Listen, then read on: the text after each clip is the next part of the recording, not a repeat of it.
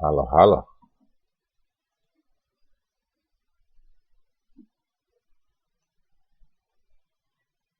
Raz, dwa, trzy.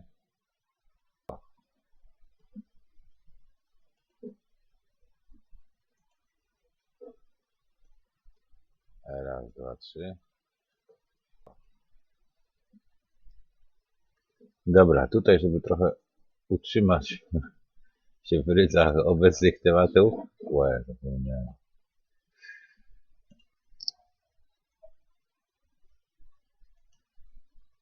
Aha.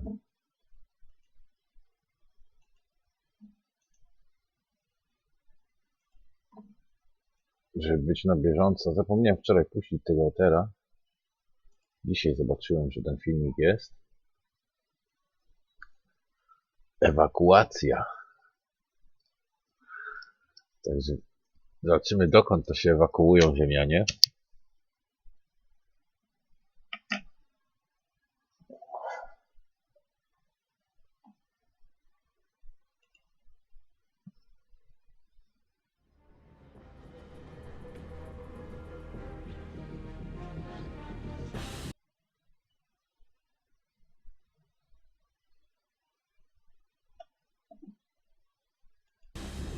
No.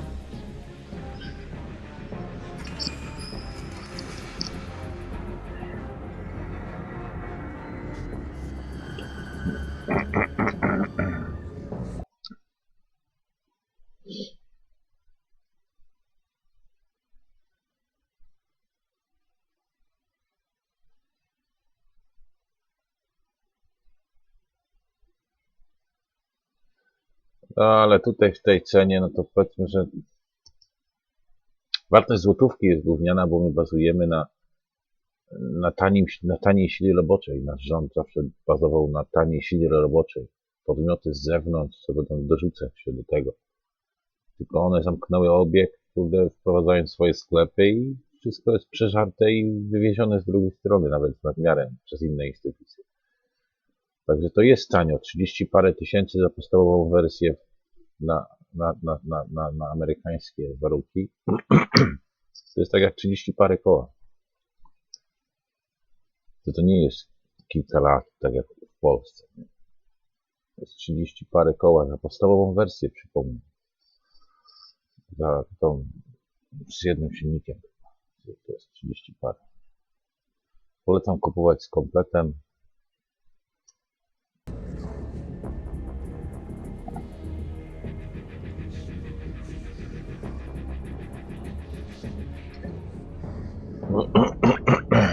A, no zasięgu, kurde. To jest to, co mówię, nie? Że oni tam nie jest tak, że tam wszystko jest na ten, ale te niektóre wersje z tych, co tutaj pokazują, to są z innych położeń, tak jak mówiłem, też ta różnica w położeniach decyduje o naelektryzowaniu, na jonizowaniu środowiska. Tu konstrukcje były inne, bo były inne, normalnie podłączony silnik elektryczny w prawidłowy sposób, plus tam inne manewry jeszcze były. Zależy na jakich wersjach. To one mogły jeździć cały czas. Ale te też mogą. Tylko trzeba wiedzieć tą różnicę i na razie się zrobię. Na razie tak jest po prostu. Że są te baterie, że zasięgi i się trzyma teorii.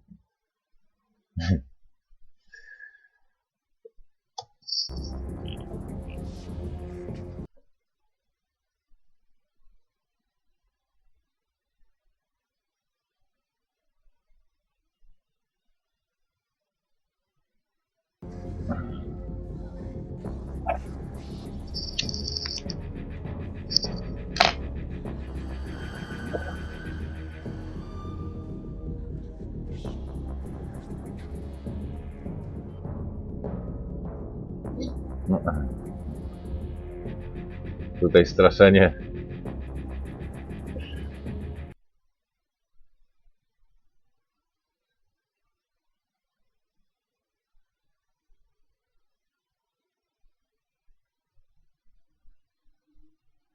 Grafika, ale tutaj był taki moment właśnie, ja już o tym wspominałem, że się pojawiły te 3 punkty i one się pojawiają tam, gdzie tam sobie patrzę, załóżmy. Ja akurat wtedy patrzałem. Wtedy tak myślę, że to nie jest. Oni są na tych projekcyjnych i po prostu mają taki zakres, nie? Bo to jest wyprojektowane środowisko całe, jako całość. Co nie znaczy, że ten kosmos to jest w środku, w polu, nie?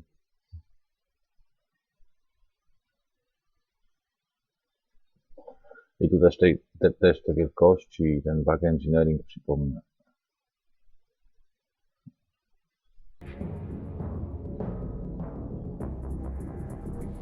No to już nie, no. Ale z daleka takie pole małe będzie widoczne jako okrągłe. Przekreślenie pewnych warstw tylko przez urządzenie. Tylko mówię, no to jest jakieś...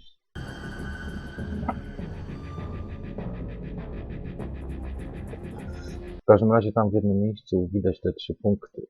To akurat jak widziałem to na żywo, jak patrzałem, to muszę przyjrzeć. Wtedy takie te 3 kulki przelatują w te miejsca, gdzie tam sobie patrzę. No i tam je widziałem. Pojawiły się. Dokładnie w tym samym momencie.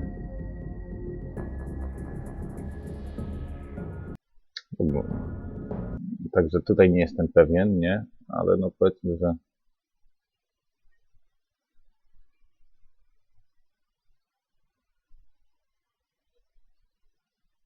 yo.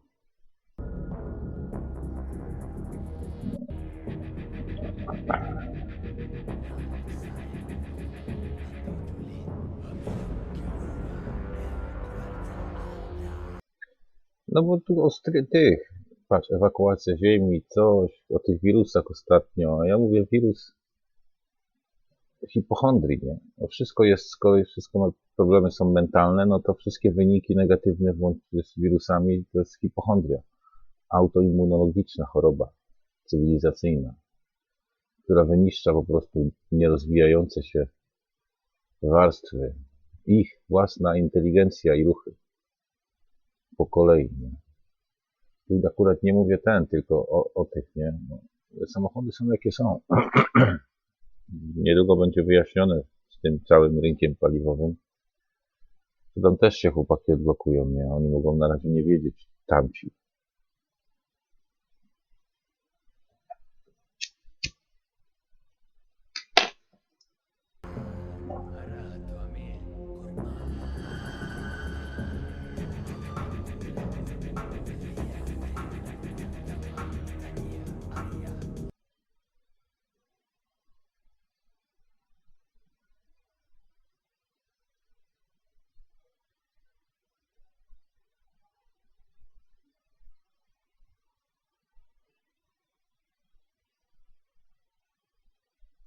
No, tutaj z tymi kamerami to tak.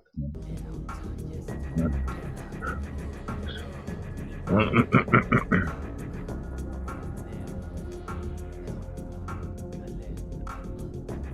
Szachadymi.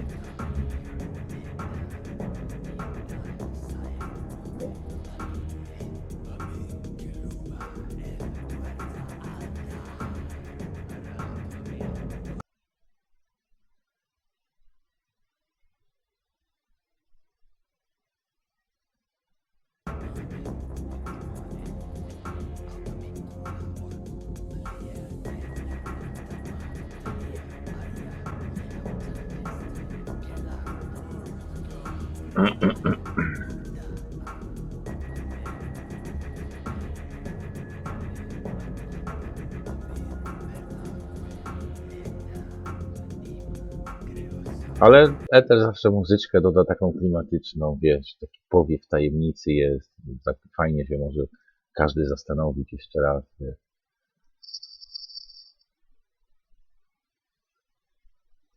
No. Chodzi o to, że te wszystkie punkty to są normalne wersje, jako higher selfy ludzi. A może tam jakieś urządzenia sobie wypuszczają, rozumiesz, ale tak jak się tworzy, można sobie na przykład robić gwiazdy. Wiem jak to brzmi. Ale idzie zrobić punkt na niebie, po prostu chwilę przywołując jakiś zapis i jest wywiada z tym i powstaje punkt. Plus jeszcze można łączyć punkty, które przelatują, bo zawsze przelatują, mijają się takie małe kulki i można skupiać coś po środku.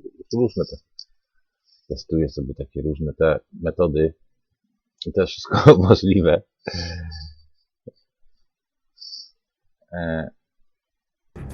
No.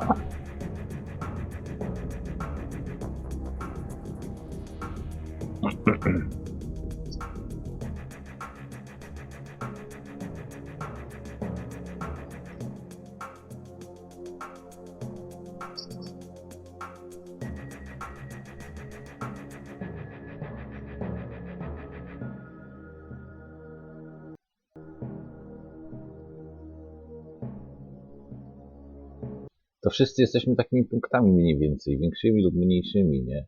Z takimi punktami swoim odbiciem tego, co jest na zewnątrz, w środku, jako wersję postrzegamy. W polu i poza polem. Dlatego warto mieć też to pole, nie?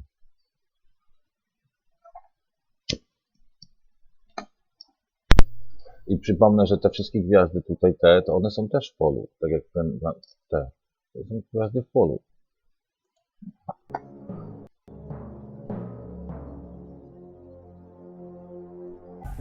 Stąd jest ta rozbitka na mniejsze i większe wersje.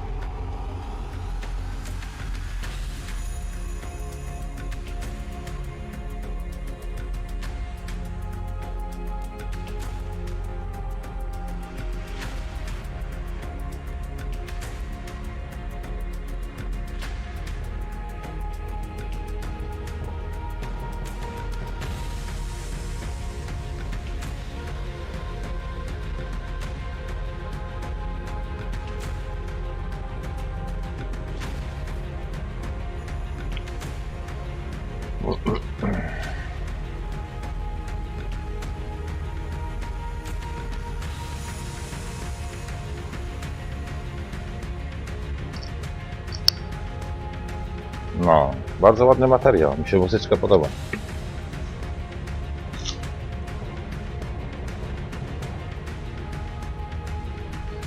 Taka terminatorska.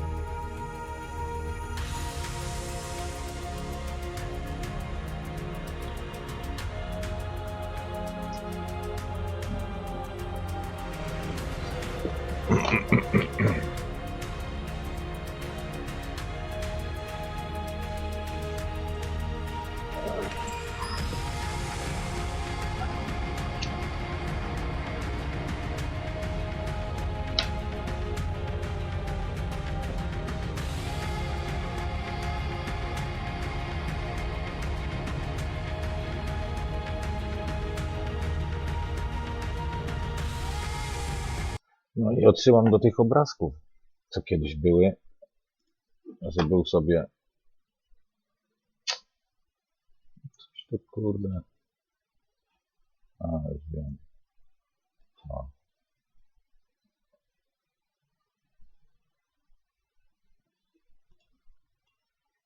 Cyk. Takie obrazki.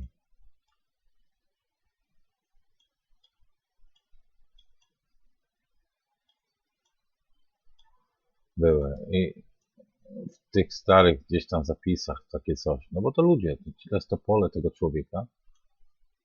To jest ta teoria, że wszyscy mają skrzydła, tylko nie wiedzą czemu, czyli pole doładowane na bazie różnicy środowiska, w którym się znajdują, uwaga, to nie tylko moc jest, ale moc też. Czyli zrozumienie, tu mamy antenę, postrzeganie, zrozumienie, ilość sygnałów, to odzwierciedla jakby ilość faz. Tu my też musimy się rozwijać z elektroniką, żeby skończyć żeby skończyć teorię paliw. Nie? A później będzie łatwiej, bo nie będzie trzeba ładować telefonu, ani tankować samochodu. No i na bazie tego, nie? Że tak powiem. Tu i tu tworzy się pole okrągłe. I etap świecenia jest na bazie już tej różnicy, tych dwóch różnych środowisk. To, w którym się znajduje, różnicy, uwaga, na tyle, że ten etap świecenia się pojawia. Stąd teoria jest też tak, że te ładunki później, jak będą upadać różne wersje, to te osoby później zamieniają się w inne formy, nie? I teraz zależy, czy to jest wszystko na zjeździe i na negatywnym do rozpadu, czy na wzroście, nie? No i tutaj czasami są potwory z tych słońc. I tutaj już wychodzi teoria o szatanach, ale to jest ten Bóg, bo chodzi o to, że to jest wersja albo, źródło, które doprowadziło wersję całą do upadku, czyli te wszystkie ludziki, ich świadomość, takie główna, nie? Do upadku, no i wtedy jest negatywne, przemiana na potwory, na ten różnica w wielkości, bo ta cała reszta upadła, a jak będzie pozytywne, no to istnieje dalej środowisko. Uwaga, istnieje dalej środowisko, wzmacnia się pole, nic się nie zmieniło, mamy nadal Słońce i tak dalej, nie? Bo to Słońce ma tutaj te wersje i Księżyc, nie? Bo to jest to samo, nie?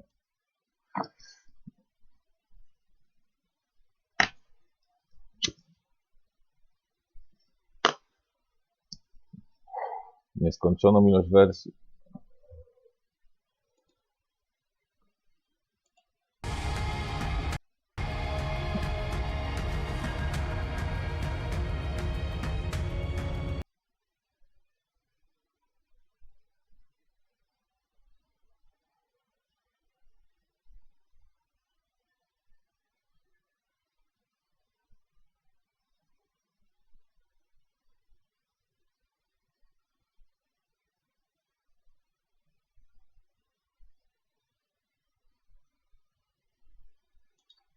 No.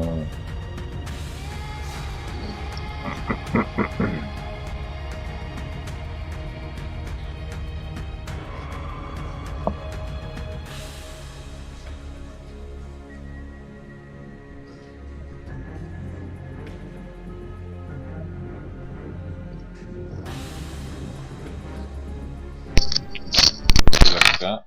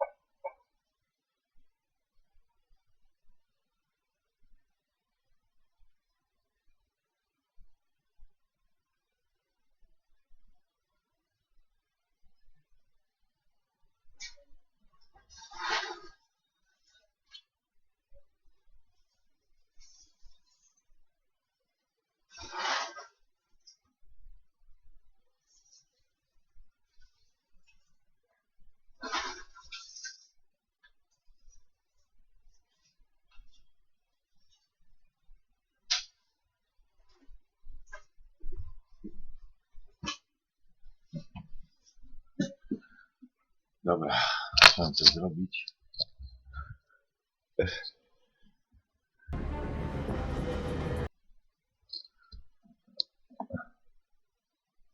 Dobra, co my tutaj mamy?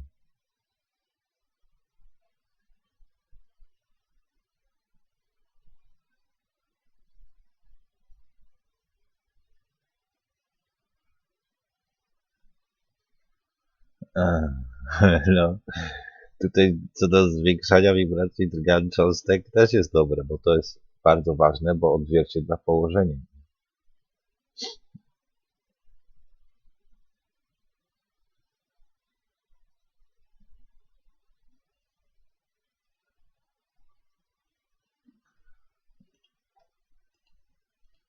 No. Witam, witam. Słoneczny poranek, kawka o poranku. No i wczoraj zapomniałem puścić etera. Także dzisiaj.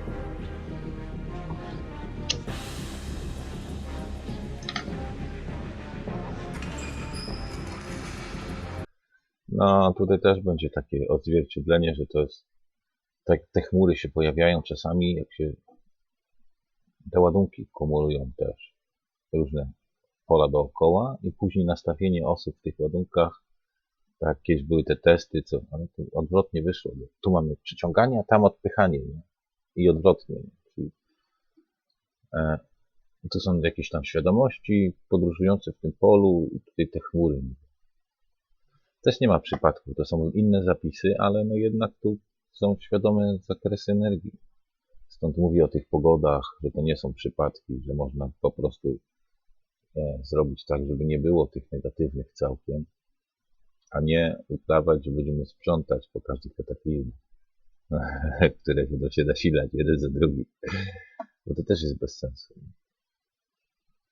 Co zresztą było widać wczoraj, te miasta wszystkie, jak popłyną całe miasta, to później jest jedno wielkie błoto.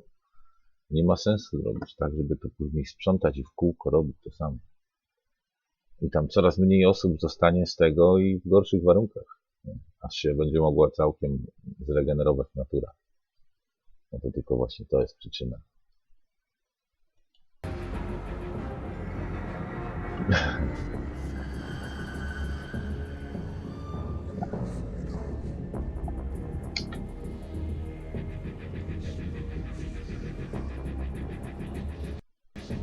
No, ale tutaj teraz nie rozumiem, dlaczego, jak zrobili, kto zrobił, skoro ci mówiłem, że, albo nie wiem, czy mnie przegapiłeś w starych odcinkach, że to jest ten sam ładunek, który sam siebie stworzył z opcją dalszego tworzenia. Czyli w komplecie, czyli wykonanie tego na rozwoju. I to jest dokładnie tak, jak tutaj teraz powiedziałeś, także nie wiem skąd te teorie.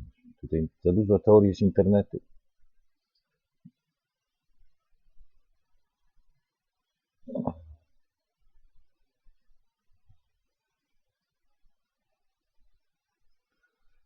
Także to jest Bóg kreator, czyli ktoś, kto kreuje dalej wersję. Do ogółu dobre, pozytywne. Można kreować też minusy, ale minusy też nie są złe same w sobie, zależy jak.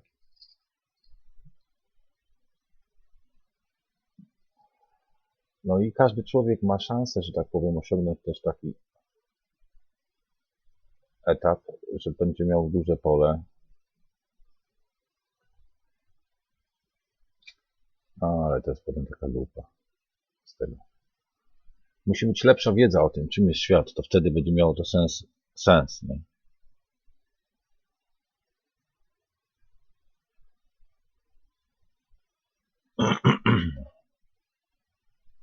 O, słoń.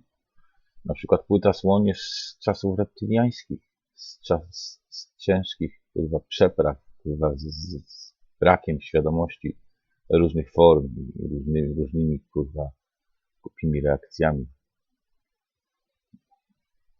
Nie. To inne epoki są. Dlatego jest też taka różnica. Tak samo jak w zapisach tak zwanych religijnych.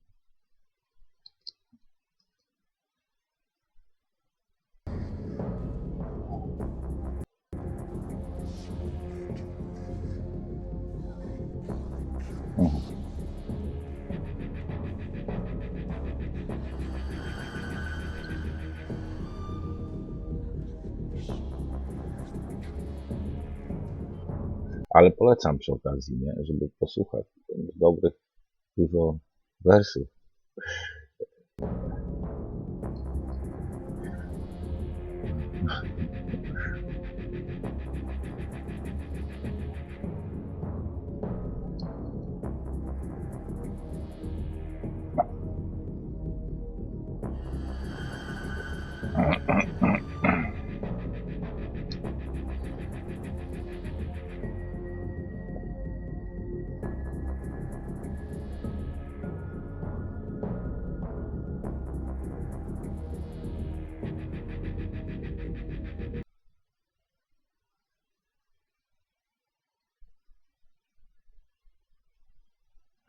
No, to jest to, ale no mówię, no, można robić różne eksperymenty. Diabeł z nasłon.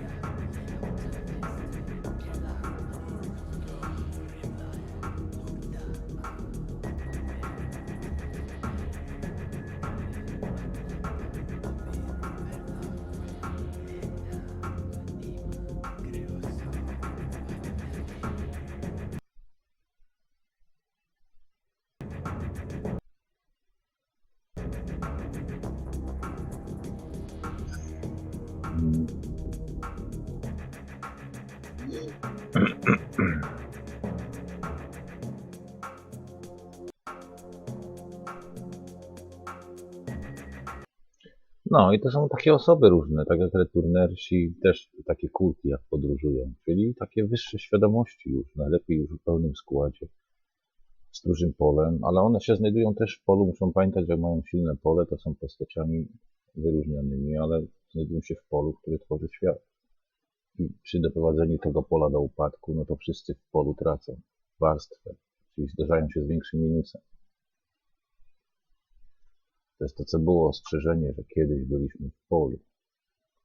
No i teraz wszyscy nagle znajdują się w Dolinie Ciemnej. Nie? I jak nie znają reguł, no to będzie pasztet, ale poziom świadomości będzie się odbijał z tego, co jest w środku.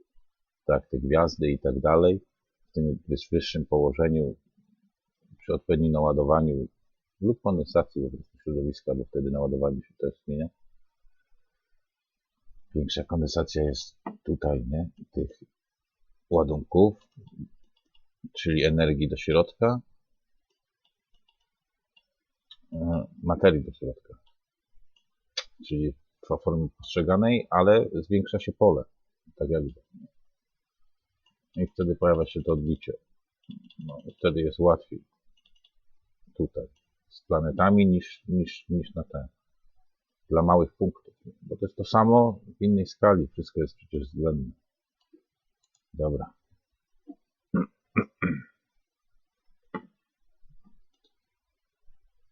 No, plus przemiana, nie?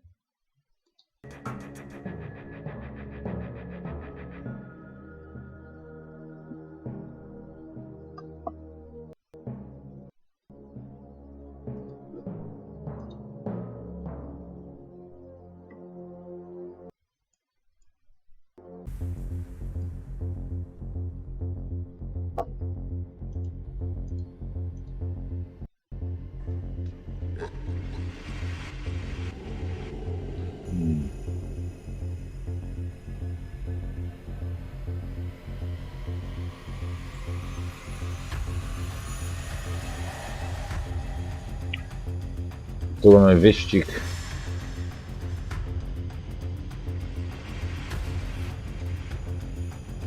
Mówię jak większość takich tych, ja nie wiem, czy oni tutaj faktycznie czegoś nie puszczali, także nie mówię, że to jest to, tylko jak widzicie te punkty takie, czy te co latają, czy te mniejsze, większe, to różne są. Im bardziej energetyczny zapis, tym więcej możliwości. Im bardziej naelektryzowane. I'm feeling electric. Piosenka też taka była. Really.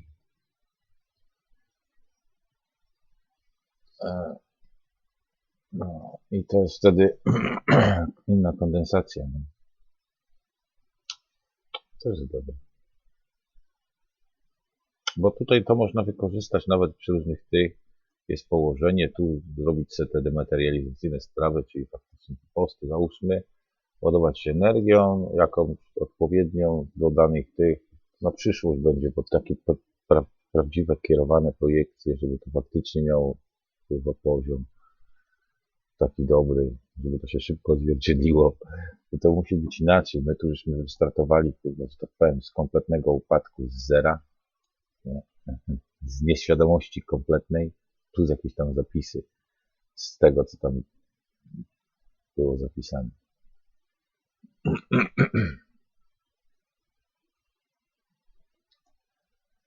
Jako ente odbicie już kolejnego scenariusza, nie? Bo przecież wszystkie padały. Dlatego ta wiara nic nie pamięta, bo upadali tyle razy.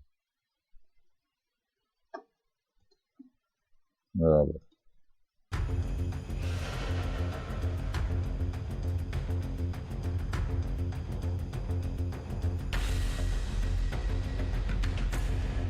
No.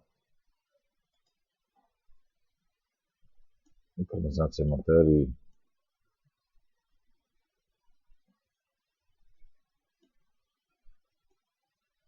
Rozszerzenie energii.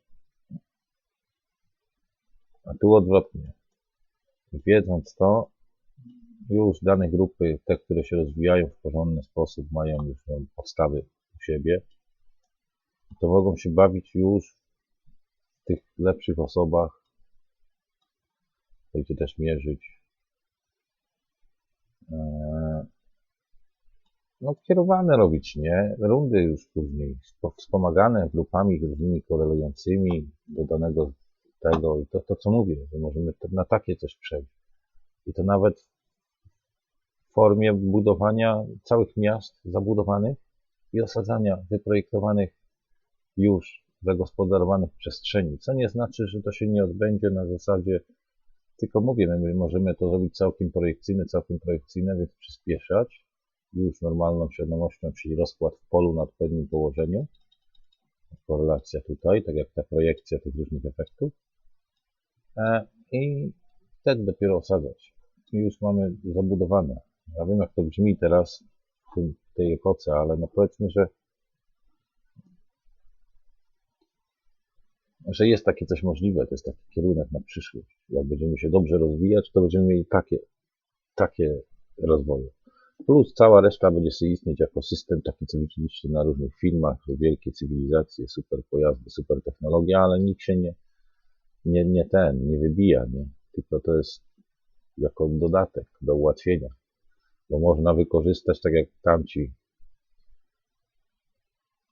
Znaczy nie wykorzystali, nie? Później już było zerwanie tej tak zwanej kooperacji polskiej. Bo był plan, żeby tym zabijać, a miało to rozwiązać problem. I już się bawili na śmigiełka, już tam potem zapominali coraz więcej. Potem już tylko zapisy prawdopodobnie jakieś, a inna grupa, inny zakres częstotliwości gdzieś tam dalej kontynuował te normalne. Ale jak... No, dobra.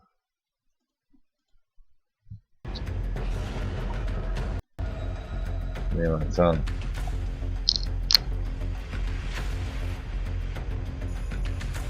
No, lepiej właśnie tak.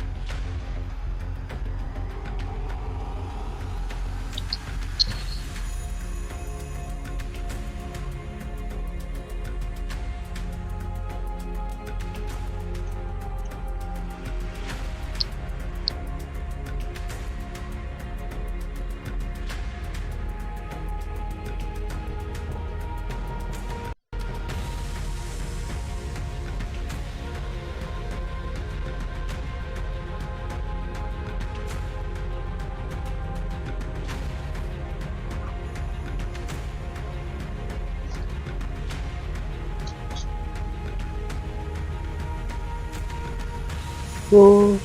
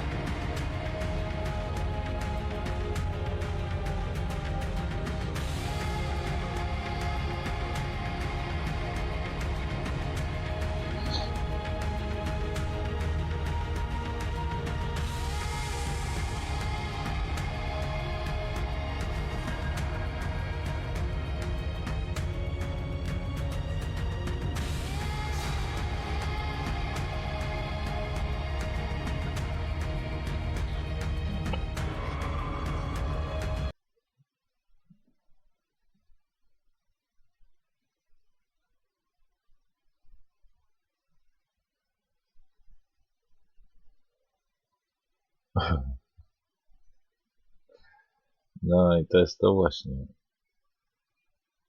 Czasami jest też tak, że te obiekty na przykład poza polem będą też się odzwierciedlać. Ale to już nie takie te, tylko normalne.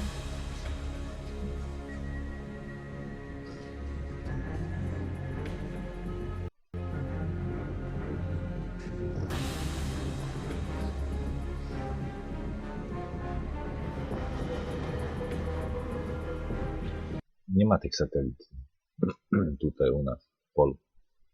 Jako tako. Punkty. No, całe rozwiązanie w różnych polach, co nie znaczy, że trzeba powielać aż takie te. Przecież normalnie kiedyś też kubka kamieni wystarczała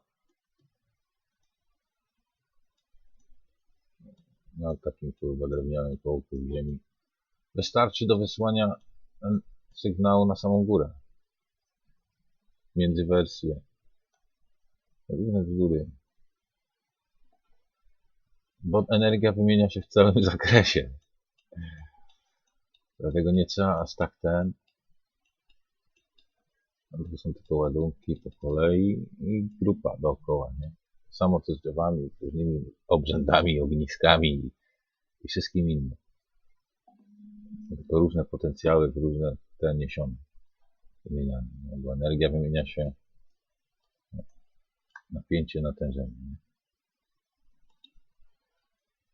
No i to jest podstawy, jak będziemy to wiedzieć już, to nagle, kurde, się pojawią takie rozwiązania, że będzie sieć szybka, tak, że kurwa film, kurwa 3-godzinny w kilka sekund ściągniesz.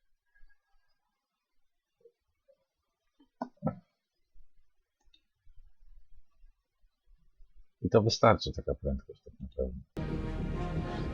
Do odczytu. I później w miastach można wtedy robić, jak już byłyby te słupki do generowania energii do budynków, to można je ustawiać w jednej linii i przy okazji można je łączyć sygnałem laserowym, w którym będzie sygnał, wtedy nie rozsyła się o najwyższej częstotliwości. A po chatach Bluetooth 3.0 wystarczy też na dobrą prędkość pod poszczególne urządzenia.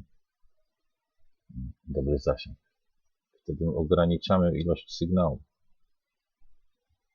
żeby wykorzystać te najsilniejsze, ale na przykład można zamykać przebiegi w światłach, w laserach. Zobaczyć, jakby to podziałało, nie? Wtedy nie ma żadnych częstotliwości na bokach, są tylko te linie, ale to są tylko linie. Może też ładnie wyglądać.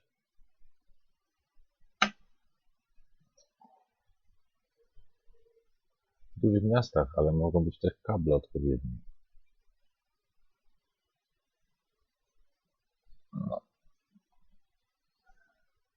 I połączenie tego różnego, jakbyśmy chcieli łączyć, tak, bo one ogólnie mogą wszystkie się łączyć do punktów u góry, nie? Tak jak te satelity naturalne, gwiazdy, słońce, księżyc. I się odbijać do zawieszonego byle jakiego w punkcie u góry, bezpośrednio, ale można też takie coś robić, jak są duże miasta, na przykład budynki po kilkaset mieszkań i tam potrzebny jest ten, i takie są wielkie wieżowce, no to wtedy coś takiego, nie? Czy nawet jakaś mniejsza wioska i tak mają te słupki, tak, to się samo zasila, doprowadza prąd do chaty, przy okazji może być linią jakiejś komunikacji danych bezprzewodowo, więc są tylko wbijane te na wiatr akurat.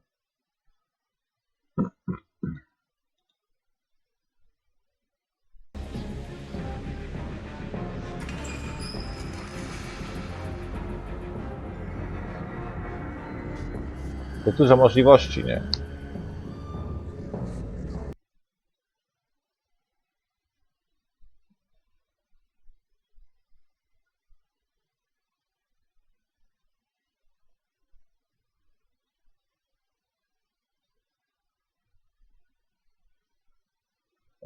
Czyli już nie ma zmartwienia, patrz to, 2024, no to już niedługo, dajcie spokój.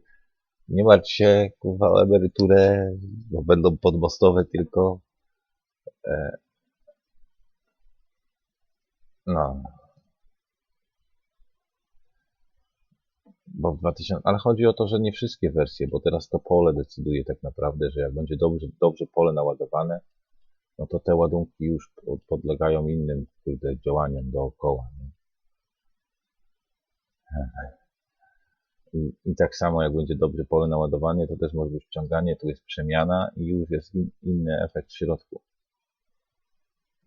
Jest zmiana polaryzacji, przypomnę. Każdego fotona, każdej energii.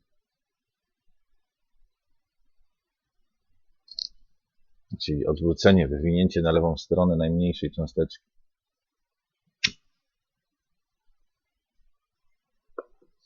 Stąd zresztą te efekty katarków, gryp i tak dalej przy podróżach między krajami różnymi samolotem tak zwanym, to jest odzwierciedleniem mniejszej skali tego samego dokładnie. Czyli też zmiany źródeł, czyli warunków i dostosowania organizmu do nowych. To jest wszystko, to są różne są sygnały. To jest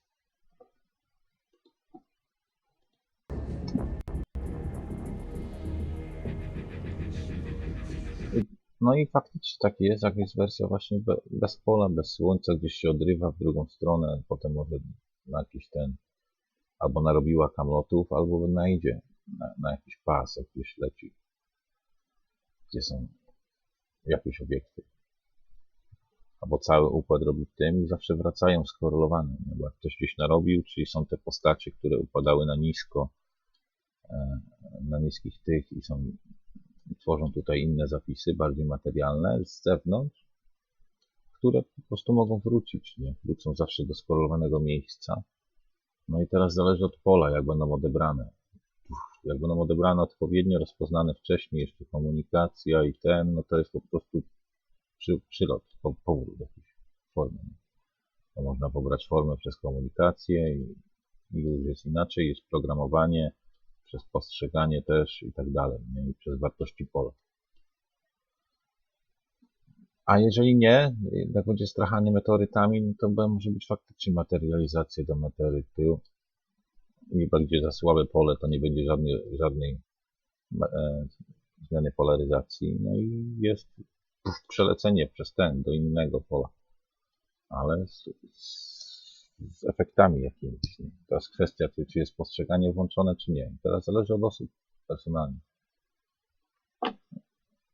Także no, tych końców będzie dużo jeszcze i za każdym razem, jak było powiedziane, że miały być, to były w jednym zakresie dla jakichś, a dla innych nie.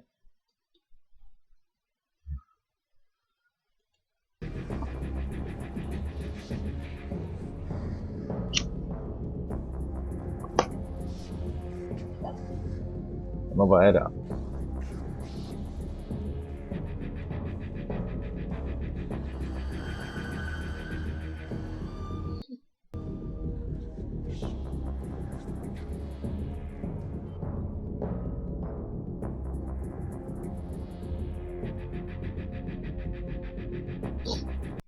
No, ale żeby się tak nie przejmować zbytnio emocjonalnie, bo to będzie wiązać z takim scenariuszem, a tych scenariuszy jest dużo. Jest to droga też, uwaga, tak zwanej zwitki, czyli nie materializacji, nie korelacji do głównego ładunku, czyli znowuż teoria tak zwanej pracy dla Boga, czyli twórcy całego pola. Gdy to jest po prostu człowiek, i to jest jego pole i reszta w nim tylko żyje, ale chcą mieć wszystko. No i tyle. Żeby ładować, żeby się chciało, żeby wersja miała w ogóle możliwości przetrwania, to musi być bardzo elastyczna, a żeby miała energię i pole, no to musi się chcieć w niej żyć. Na świadomym poziomie najlepiej, bo wtedy to tworzy wartości, tu odróżnia też od całości. No, także ja bym się aż tak nie przejmował, ale jednak dzieje się dużo rzeczy. Kwestia zwitki to jest. Zwitki. Ale no te wszystkie wersje mogą istnieć, jak zaczną robić dokładnie to, co tu jest powiedziane w tej rozległej treści, ale jednak porozrzucane są bardzo ważne informacje, które skrótowo można ukrócić to. Jak chcemy mieć wspólny świat, to musimy tworzyć wspólny świat. One World Community, tak jak Trump tam kiedyś, przed tym cofnięciem jeszcze, czy zaraz po. One World Community. Bo te rozpady na tych nastawieniach między tymi różnymi grupami tworzą rozpady i przeciąglowanie wartości tej powierzchni, czyli zmiany poziomów, więc obniżenia, podwyższenia, zmiany geologiczne, tak samo niewolnictwo i wykorzystywanie będzie powodować te same efekty. Stąd ta teoria tej równości, że muszą być równe warunki dla wszystkich. Warunki, później stopniowanie i tak będzie względem chęci i rozwoju. Nie? To zawsze jest, ta punktacja w tym systemie jest ujęta. Ale warunki to zamyka dużo problemów dla wszystkich. Plus tam dalsze kombinowanie z powodu wymuszenia zbieractwa na istnienie. Tych, co tam więcej wiedzą i tych, co nic nie wiedzą.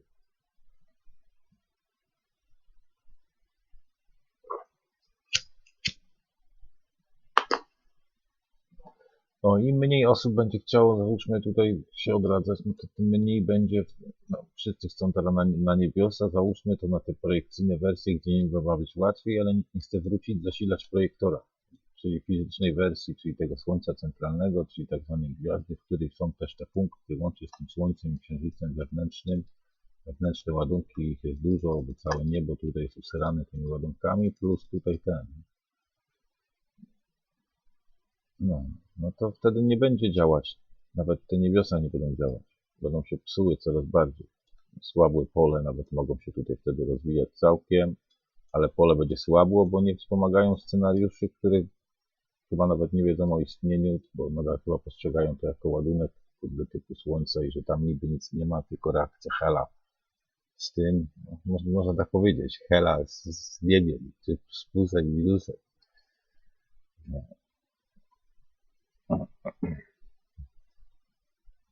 Czyli formy fizyczne, dużo większe. No i to jest podstawa, nie? I teraz postrzegania z powodu też położeń, niby osiągnięć rozwoju, postrzegania niby wyższości już z powodu z powodu jakichś tam niby poziomów wiedzy, tak jak te wszystkie grupy wtajemniczone później już tak, kurde, że pominęły te najważniejsze rzeczy. Nie? Mogą się zakłębić w te historyjki, które potem się będą tworzyć jak te muchy. Nie? I tak dalej. Jak tam się zapętlą, no to pasztet. Nagle, kurde, klapki, kurwa, przymknięte oczy na wszystkie fakty i giną jak cała reszta. I rozpad. No. Materializacja. No, zobaczymy, co tu jest. Subuj kanał. Subujemy kanał, subujemy. Lajkujemy. No, bardzo fajny materiał. Co nie znaczy, że świadomość, ale też pamiętajmy, że to są różne skale i często to potem po prostu u nas będą te punkty znowu. No. od część ładunku wraca, ale nawet jak część przekracza i tak dalej. Dobra, zobaczymy, czy coś jeszcze jest, czy kończymy. Taka krótka wstawka miała być.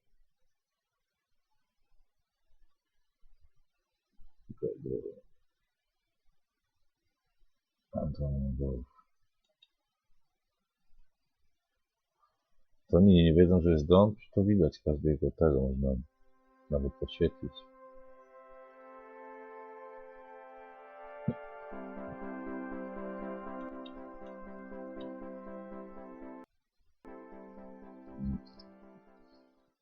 I've wanted to do this topic for quite a while. It's actually been on my list for probably 4 months, but I've just been adding little pieces as I go. Here a little, there a little. I just keep finding new evidences for this. I wanted to do a video about evidences proving there's a celestial dome above us. Of course, I've done videos in the past covering some things that are clearly showing that something ain't right. Now, the first proof I want to cover is how stars actually look when you look through a telescope or when you use a high-powered camera. Check out this footage here, okay? You're going to see that these stars don't look like they're supposed to. And it's not just this guy's footage, okay? You can see it looks a little weird. You can see like there's like a dot in the center and then like maybe some sort of like legs or spiral to the outer rim of whatever this is. And this is a star. And this isn't the only footage that's like this. I'm going to show you other footage too. And actually several stars look this way. And I'm trying to remember what type of camera he was using. No i teraz tak, to tu jest na przykład ta forma, tu jest pole postrzegania i projekcja innej rzeczywistości z tej wysokości zapisu. A w składowej całości to może być nawet odzwierciedlenie całego układu i w mikro mogą sobie tu żyć cały ten, tak jak twój układ jest też takim układem. Satelit planetarnym dla innych form, nie? Które tworzą system energetyczny w tamtej skali. Mentions it back here. I think he says it right here. Yeah, Nikon P610 60x optical zoom. He shows various stars. No, dobry sprzęt. And he basically writes down alleged facts according to what they teach us in school via the heliocentric model of how far away these stars are. What's so interesting is when you actually take out your own ogólnie każdy będzie miał inne odległości, nie? U nas są blisko. Telescope, your own high-powered camera. A czasami wcale nie. All these photos of stars, of planets, like I mean, for example, Venus. There's actually a couple videos on Venus that are just very odd. Okay, and actually here's one of them right here, but there's another one where Venus is extremely detailed. I'm going to show you that in a second here. But you can see the same thing with all these stars. It's like a little dot in the center, an outer rim, and some sort of like maybe legs to a wheel. There's wind going on there. Let's see. Here's another one. Same thing. It looks like an orange cut in half. That's basically what it looks like. It doesn't look like a star. It doesn't look like a sun that's really far away. Okay. Here's another one. Does that look like a star to you? Okay, so some people might think to themselves, this could be refraction through the atmosphere. Kondensacja tych ładunków, to jak tutaj będzie większa materii, a tu większa energii, będzie odwrócona w polu, które już uległo odwróceniu polaryzacji we właściwy sposób. Po prostu się zmienia wszystko, czyli po prostu odwrócone są reakcje. Może być odwrócone, zależy jak od wartości. Jak jest 2 razy minimum, no to powinno tak już być. Atmosphere, but actually I don't think so. Because it wouldn't have an outer rim that's higher intensity of light than the center. It would be evenly distributed. It might flicker like this, but it would be evenly distributed. It wouldn't be a dot, a line on the outside, and then some oddities in the center. Okay, if it had to do with just diffusion and refraction of light and things of that nature through our atmosphere. Okay, you wouldn't have this very prominent outer rim and then a very prominent dot if it had to do with diffusion. It would be sort of probably evenly distributed colors in the whole circle. Okay. Now, if you look at this Venus footage here, this is a different one here. Actually, I'll show you this first real quick. We're going to cover a lot of stuff. I just wanted to show this real quick. It looks kind of interesting, right? Magic. It looks Word like is you a can see magic. through it even, potentially. Projekcja. To jest taka kurde projekcja, aby się bawiły w takie chujowe gry, że... The way it looks. Paranoja. But actually, let me show you this. This one's far more detailed and is very interesting. Matrix? Okay, this is Venus. Does that look like what you expect Venus to look like? Let's go look at a photo of Venus. Okay, whether we're talking Venus with an atmosphere or without an No i atmosphere, this is to jest różnica już postrzegania zakresów przez różne skały. allegedly how it looks without an atmosphere. If you look at this, you can see a couple oddities. You can see first a very prominent To line tu jest around centrum, tutaj it. Then you see wersje. a dot again in the center, just like we saw with those stars. And in this case, you also see some sort of line in the center as well. It doesn't look anything like these photos. Okay, obviously you see this. It doesn't look anything like it. Neither does this one. You don't see any circular like this or any dot in the center like you see over here. And look, they're facing us. Isn't that odd too? You have this dot, this circle like this. It's almost as if it's facing us. Of course, that could be some sort of odd effect you might think in your mind, but the fact of the matter is this doesn't actually look anything like the alleged photos from NASA. Okay? Basically, I think they're lying and they're just making these photos up. Okay, because when you take out a telescope, this is what you see. You don't see anything remotely like what their photos are of Venus. It actually looks a lot like those stars. It has a dot in the center, the same oddity. It has the dot and the rim. Why has it got a dot and rim? And it also has some sort of, you can see it's kind of got like some lines a little bit out. You can see kind of like lines or something, and it's like fluctuating. Actually, I think he even gets it bigger up here. Let's see. I think here. No, where was it? He got it really big.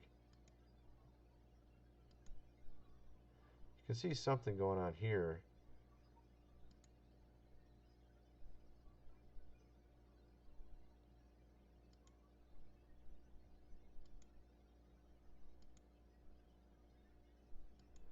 It's almost like it looks like it's alive. I mean, it looks like there's something going on there, you know? It looks almost like something electric going on there. Electric I don't version. know if that's just an effect, through our atmosphere or what, but Wiele różnych wersji.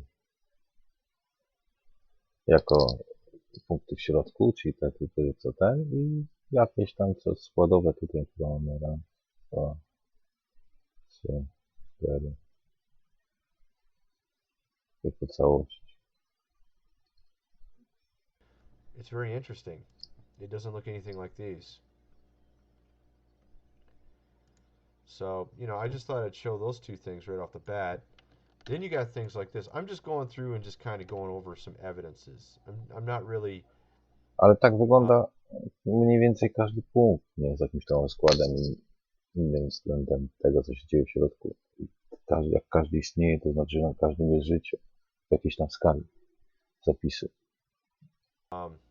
I'm not trying to like, make some spectacular footage here or something. I'm just trying to go through and point out evidences. I thought this is very interesting.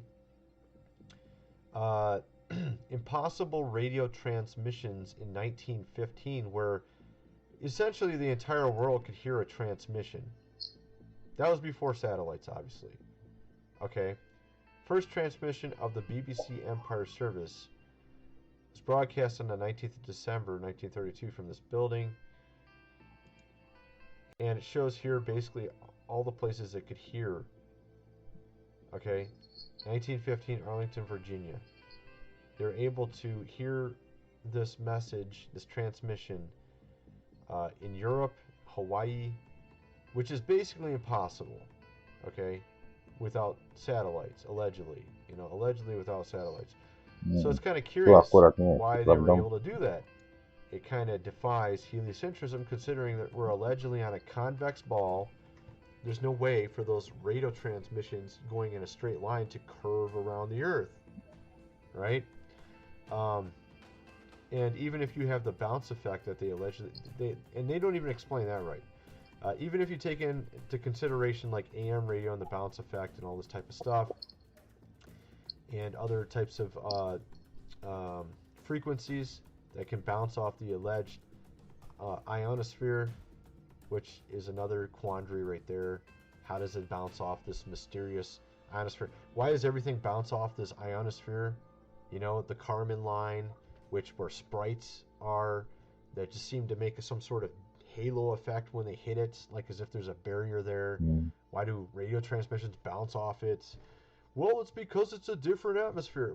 It doesn't really make sense. Why does it actually look like there's something physically there? No tu jest ta bariera, gdzie te gęstości są różne inne i to pokazuje, że nie ma tych pustych miejsc. No i znowuż przypadki teraz, jak mamy przypadki na filmach, co były, że krowa nagle leci do góry i tam jak to się dzieje.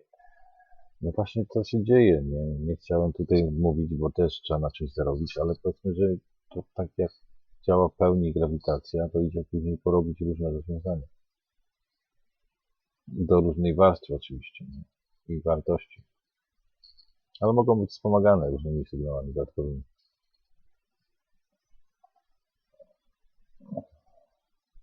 No i tu mamy kondensację wszelkiego rodzaju materii, większej ilości powietrza. Później już nie ma żadnych gęstszych zapisów niż tak zwane puste miejsce, które też nie jest puste, bo tu jest kondensacja tej energii była większa, która właśnie odpycha tą materię, czyli też to samo, ale jeszcze nie zapisana, do zapisu jakby. No. Jakby, nie? To jest tu zapisane, ale powiedzmy, że różnica potencjału, stąd nachodzenie się różnych projekcji. From, the ISS, the International Space Station, ISS. which I think is, a lot of people are like, well, the ISS don't exist. I actually think it does exist. I just think you can't live on it, okay? I think they actually put something up really high up, like they did, about 260 miles up, and I don't think you can live on it. I think it's because it's impossible with the temperatures at that height. The radiation is extremely intense, and basically it's uninhabitable for humans. But I think they could actually have some equipment up there and something somehow Zależy od pola, nie? at that height, 260 miles. Maybe at one time they were able to sustain life for a short period of time, and maybe it failed quickly. I don't know. But the fact that they fake a lot of their footage from the alleged International Space Station, it makes me realize that obviously it must have failed. Now a lot of people just think it's all VR, but I don't think so. If they were going to VR it, they wouldn't show some mysterious line at the Kármán line. I mean, you'd want to just make it look invisible, as if there's nothing there, because that would, basically... Czyli tutaj wracamy do tak zwanych fal grawitacyjnych, a tak naprawdę kondensacji różnych potencjałów. To jest to odzwierciedlenie tego samego. Kondensacja materii, tu, ale no tu jest kondensacja materii. Największa w centrum.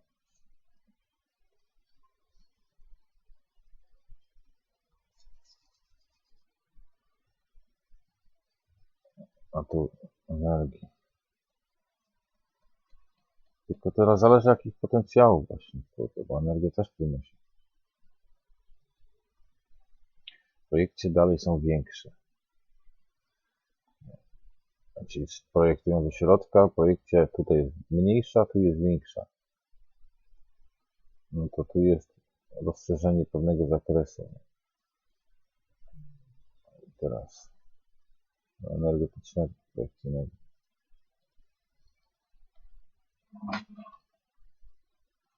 Dobra. It'd be good apologetics for their, there's nothing there. There's nothing at the Kármán line, even though everything bounces off it, and even though we have polarization of the sun through something, so that you only need one polarizer to make a rainbow when you can't do it in your house with a natural light in your house. It's kind of funny actually.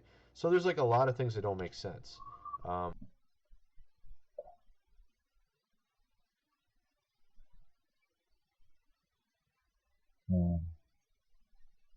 There obviously has to be something above us, some sort of dome, for there to be a rainbow with just one polarizer, raindrops. If you take raindrops and you take mist and spray it in your house with just a normal light in your house, like a light bulb, you won't get a rainbow unless you're looking through a mirror, because the mirror is the second polarizer.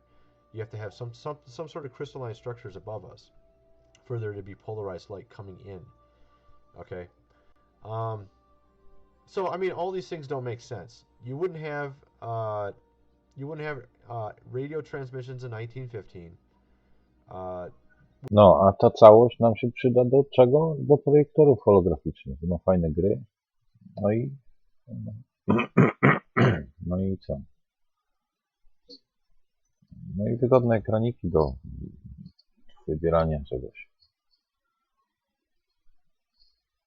Without satellites, Też if dobrze. you're on a convex ball. Okay? And I just covered rainbows and halos and all that. Halos, you can see them often at nighttime. Just go look up at the moon, and you'll sometimes see a halo around it. What it is there's crystals high up in the atmosphere. Frozen crystals. And that...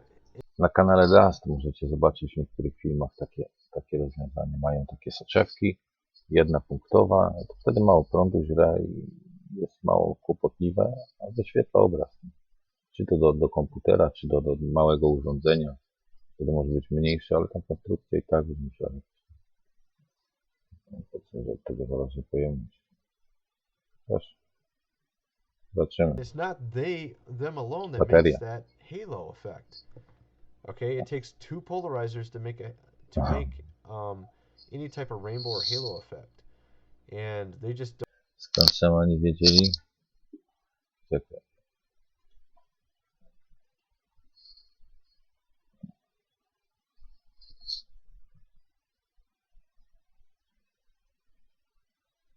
Skąd szamani wiedzieli? No na pewno niektórzy wiedzieli, tak jak na przykład ja se robię, że bierzesz po prostu kawałek rośliny w lewą rękę i się skupiasz i masz wyczucie mniej więcej, z czym się łączy, nie, w organizmie. A jak działa, to trzeba sprawdzić. No i tu już teoria o zapisach, nie? Jaki jest sens tego?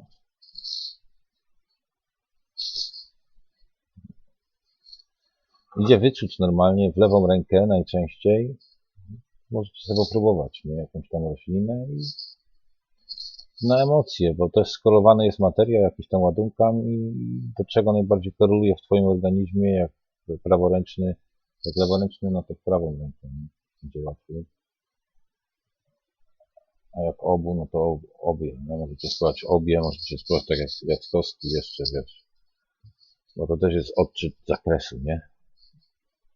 I później wyczucie do czego koreluje. No ale jak działa, no to trzeba sobie sprawdzić. Na intuicję, na kolory najczęściej, środowisko. No, czyli tam konstrukcje roślin. Na kolory najbardziej. Mówię jak dokładnie, to bo trzeba sprawdzać. Teraz już nawet nie, bo mamy lepsze analizatory takie chemiczne całkiem, to można zbadać pełen skład, pobrać próbki i opisywać i lepsze robić nauki. Dużo jest znanych, opisanych. Dobre bazy danych z tego porobić. That stuff, because then you'd be like, well, what's the other thing causing it? You know, and they don't want you to ask those type of questions. So then there's this.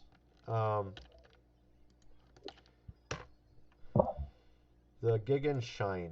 I guess that's a German word. This is very interesting. Okay. Okay. This debunks heliocentrism, or it causes some serious problems, whichever way you want to look at it, because they don't have an answer for this. It doesn't make any sense. This right here doesn't make any sense. Why does this make no sense? Okay, here's the question. How can you have a lunar eclipse in front of a Gegenschein when it lights up the sky when no moon is present? So if there's no moon present here, it lights up the sky as you see. But if there's a moon here, you'll have a lunar eclipse. How does it darken like this? How does it darken the moon, yet when the moon's not there, it actually lightens the sky? So it lightens the sky when the moon's not there, but when the moon's there, it darkens the sky, or darkens the moon at least. Doesn't make any sense. Literally makes zero sense with heliocentrism. The fact that the sky is lighted up says there's a light source there. And if we were in a heliocentric universe, you wouldn't have the moon being dark there, is the point. So they actually can't explain what that. There's actually a lot of stuff like this they can't explain. Another example is, you see, when there's solar eclipses, when there's lunar eclipses, heliocentrism doesn't make sense. The Alice effect. It's an anomalous behavior of pendulums and gravimeters, which happens during solar eclipses. Okay, it's first reported an anomalous precession of the plane of oscillation of a pendulum for the solar eclipse June 30th, 1954 by Maurice Alice, a French polymath who went to win the Nobel Prize in Economics. He reported another observation of the effect during a solar eclipse in 1959, October 2nd, 1959. So basically, this Foucault pendulum allegedly follows the rotation of the Earth. In actuality, I think what happens is it actually follows the electromagnetic behavior of the Earth and the sky that's rotating above us. Okay, so in reality, I think this oscillation is a result of the heavens above us moving while the Earth is stationary. And when you have a lunar and solar eclipse, you have odd things happening because the electromagnetic behavior is tied into the sun and the moon. So when they somehow get in the way of each other, it actually causes things to go a little haywire. And that's what's happening with the pendulum, the Foucault pendulum, during a solar eclipses. It changes its direction. Whoa, that means the Earth's changing its rotation. All of a sudden it changes its rotation out of nowhere when there's a solar eclipse. Does that make sense to you? Do you think the Earth, if you imagine the Earth being a convex ball the size it is, and if you know anything about mass and velocity, mass times velocity, momentum, it's called the conservation of momentum. When you got a semi-truck coming at you while you're standing in the middle of the road, guess what's going to happen? Okay, even if it tries to stop, it has a hard time stopping because of conservation of momentum. If you can imagine the Earth being the size it is, the Earth is going to fall up into pieces if you somehow change the rotation on a dime.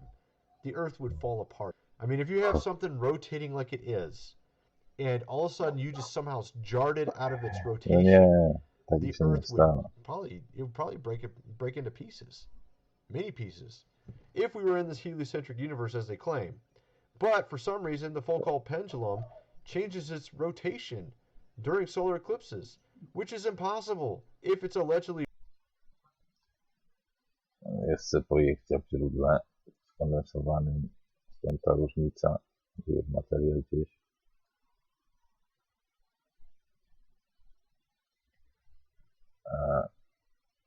No to tylko wymiana energii z zakresu po całości decyduje, czy to się bo atmosfera będzie się nadal, czyli załóżmy tu są jakieś tam te, no to wszystko dookoła się obraca, nawet możemy zmieniać ten i grawitacja pcha wszystko. Od tego odwrotnego, ujemnego, ale większego potencjału dookoła. Więc mogą być różne kierunki, zwroty. Te różne wersje mają różne zwroty, nie? Względem korelacji postrzegającego. No, to jest załóżmy wersja, tutaj nie. To będą tak. Tak, te planetki, no to będą miały w tę stronę dla największej skali, ale będą również te, nie, dla innej skali. Chociaż tu będą największe. No. To w tę stronę. Kurde. No to zależy teraz jaka skala. Nie? Czy wewnątrz, czy na zewnątrz. Jaka powierzchnia i jaka pora dnia. Koncentracja, no to też jest to. I później możliwości podróży zgodnie z płaszczyzną postrzegania. Lub zmienianiem swojego pola, ale mówię, przy dużych polach to jest problem. To trzeba mieć małe pole, albo wytworzyć tą warstwę dookoła jeszcze wewnątrz. Bo jak jest pole i to ono jest duże, do tego nawet widać, że się obraca, ale to są takie obszary, że nawet nie daje ci trudnego tego. Nie?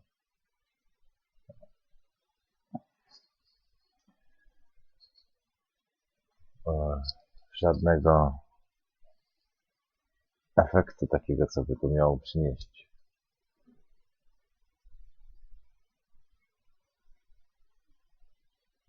No.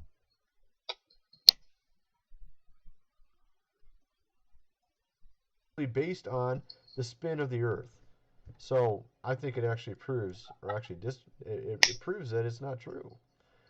That's just, there's a lot of anomalies like this. We got more. There's even eclipses that are impossible, where you can see them in a certain place that's impossible to see them. I did that on another video. I don't want to get into that right here, but there is actually places where you'll see eclipses that are impossible. You're not supposed to be able to see them. What do we have here? Let's see. Right. Picture of the dome. Okay, there was this one. I don't think this is actually true, but I got to show you anyways. There's some very old pictures, and allegedly one of these pictures is a picture of the dome from Antarctica. Let's see if we can find it. Yeah, it's in here. I just can't remember what photo. Oh, this is it. Here it is. Someone said it could actually be that the film was the type of film they used back in this time frame in the 1920s. This is Antarctica in the 1920s. It could have been potentially a result of the film being exposed to the sheer cold of Antarctica. The type of film they used back then, it might have done this, or it could be somehow potentially a picture. I don't know. I think I lean towards it being actually just a result of the film having a problem, but that's one right there, you know. And actually, in reality, a lot of things that we just commonly notice, but we don't really think much about, are actually huge proofs that there's something wrong with heliocentrism, like sundogs.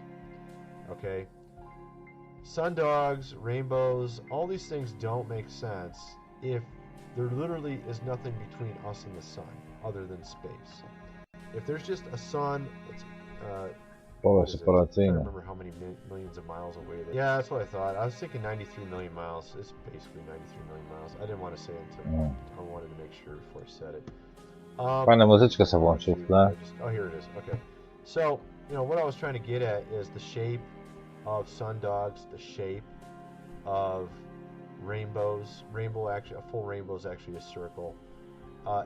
That's another factor to all this. You know, when you create a rainbow in your house, again, like, you need two polarizers. You can't just spray a mist near your light and see a rainbow.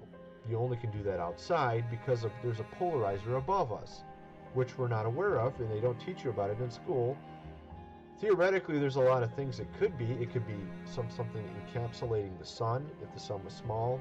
I'm just thinking out loud. I'm just trying to explain it. there's something between us and the sunlight, whether it is some sort of dome above the earth, and the earth is not the shape they claim it is, or some sort of a crystalline structure just somehow between us and the sun, somehow surrounding the sun potentially. Somehow there's something between us and the sun, some sort of dome or crystalline structure. We know that much because we wouldn't have rainbows, we wouldn't have halos, we wouldn't have sprites, not sprites, we wouldn't have glories, we wouldn't have sundogs. Now there's another factor to this. The shape of halos, the shape of rainbows, the shape of sundogs, it's all circular. Now again, if you're making a rainbow in your house, and I'm going to show a little bit of the footage, I've showed it before. If you take just a little mirror, you put it in some water, you actually have two polarizers there. You have the water polarizer, you have the mirror polarizer. And if you shine like a light from your cell phone, for example, through the water, through the mirror, and put a piece of paper for it to land on, it will be a straight line. It won't be a circle. So what we're talking about there is if you're recreating it in your house, you have two flat planes. You have the water plane, you have the mirror plane. They're both flat, and you end up with No to też pokazuje, że to te pola są kind of makes sense, right? i kondensacje In this case, you have a circle. okrągłe tylko, So a what this powierzchnie indicates płaskie. is whatever is above us has some sort of spherical nature to it. Okay? This is a fact. Just the fact that it shows it in a circle means it has some sort of circular structure to whatever this crystalline surface is above us, whether you call it a dome or whatever. So, and again, I can tell you what I think the Earth's shape is. I don't believe we live on a convex ball. I do think that theoretically they could be correct in their map. Nawet te odbicia, co tam były pokazane, to są stworzone z takich pojedynczych pól, które postrzegają dane zakresy, ale no, wszystkie z nich względem swojego położenia będą i tak miały płaskie powierzchnie postrzegania, bo to jest pole postrzegania, stąd linia tak zwanego horyzontu. Cały czas na tych samych wysokościach. Kierunek zwrotu, ale mówię, można nawet robić tak wersję, że będzie z jednej strony się podnosił, z drugiej, ale to jest cały obszar pola. Cały. Ten, który akurat jest najbliżej do interakcji. Na przykład tutaj masz ten i dotąd będzie się przesuwać góra-dół.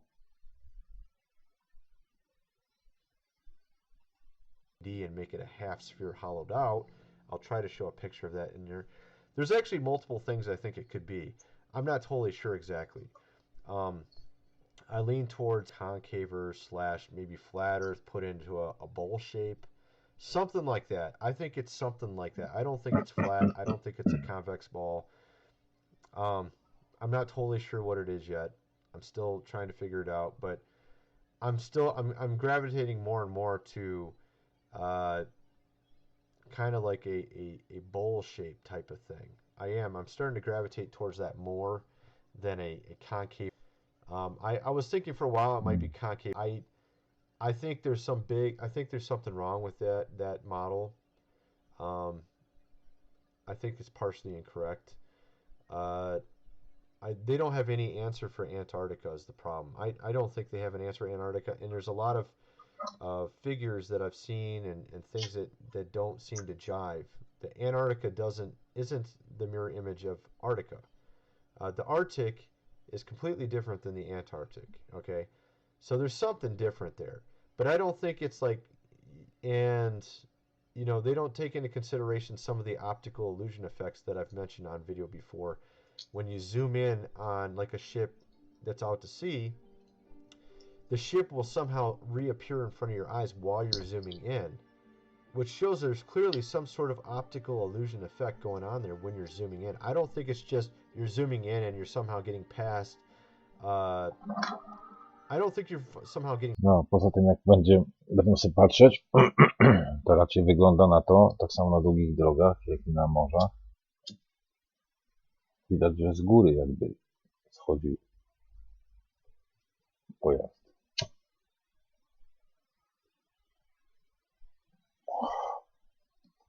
past refraction or something. I don't think it's refraction causing it.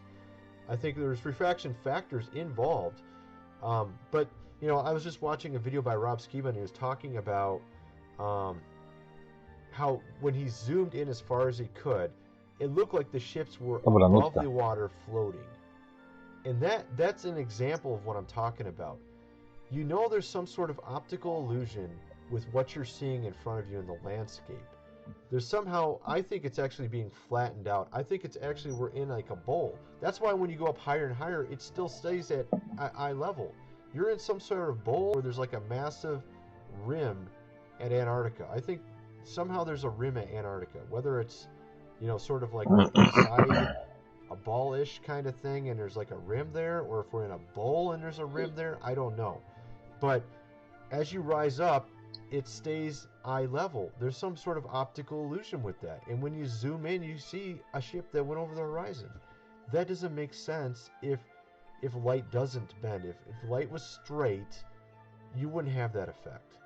It's because, and I know Rob Skiba has been trying to hit on that, and I think the answer really is just saying, look, man, why do you have to stick with maybe it's not flat, maybe it's a bowl, maybe we don't know what it is exactly, but we know it's not a convex ball spinning around the sun, because that doesn't make sense.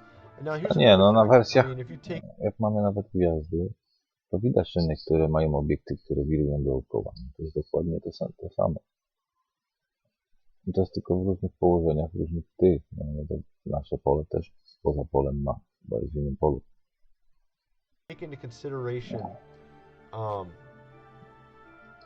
what am I thinking? The tides.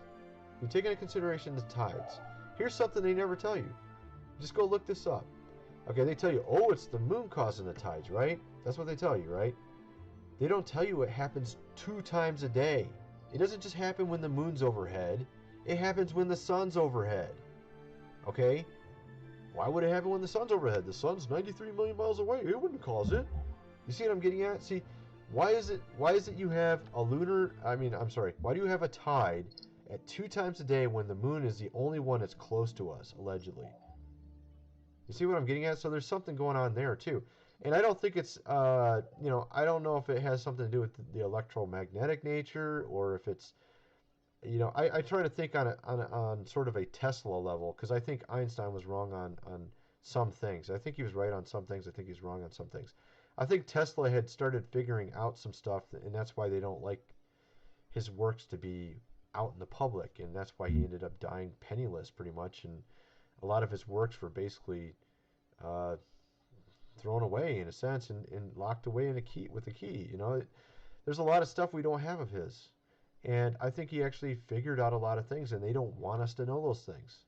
Okay, maybe some real science that they don't want you to really know about. There's also a lot of very interesting information in the Book of Enoch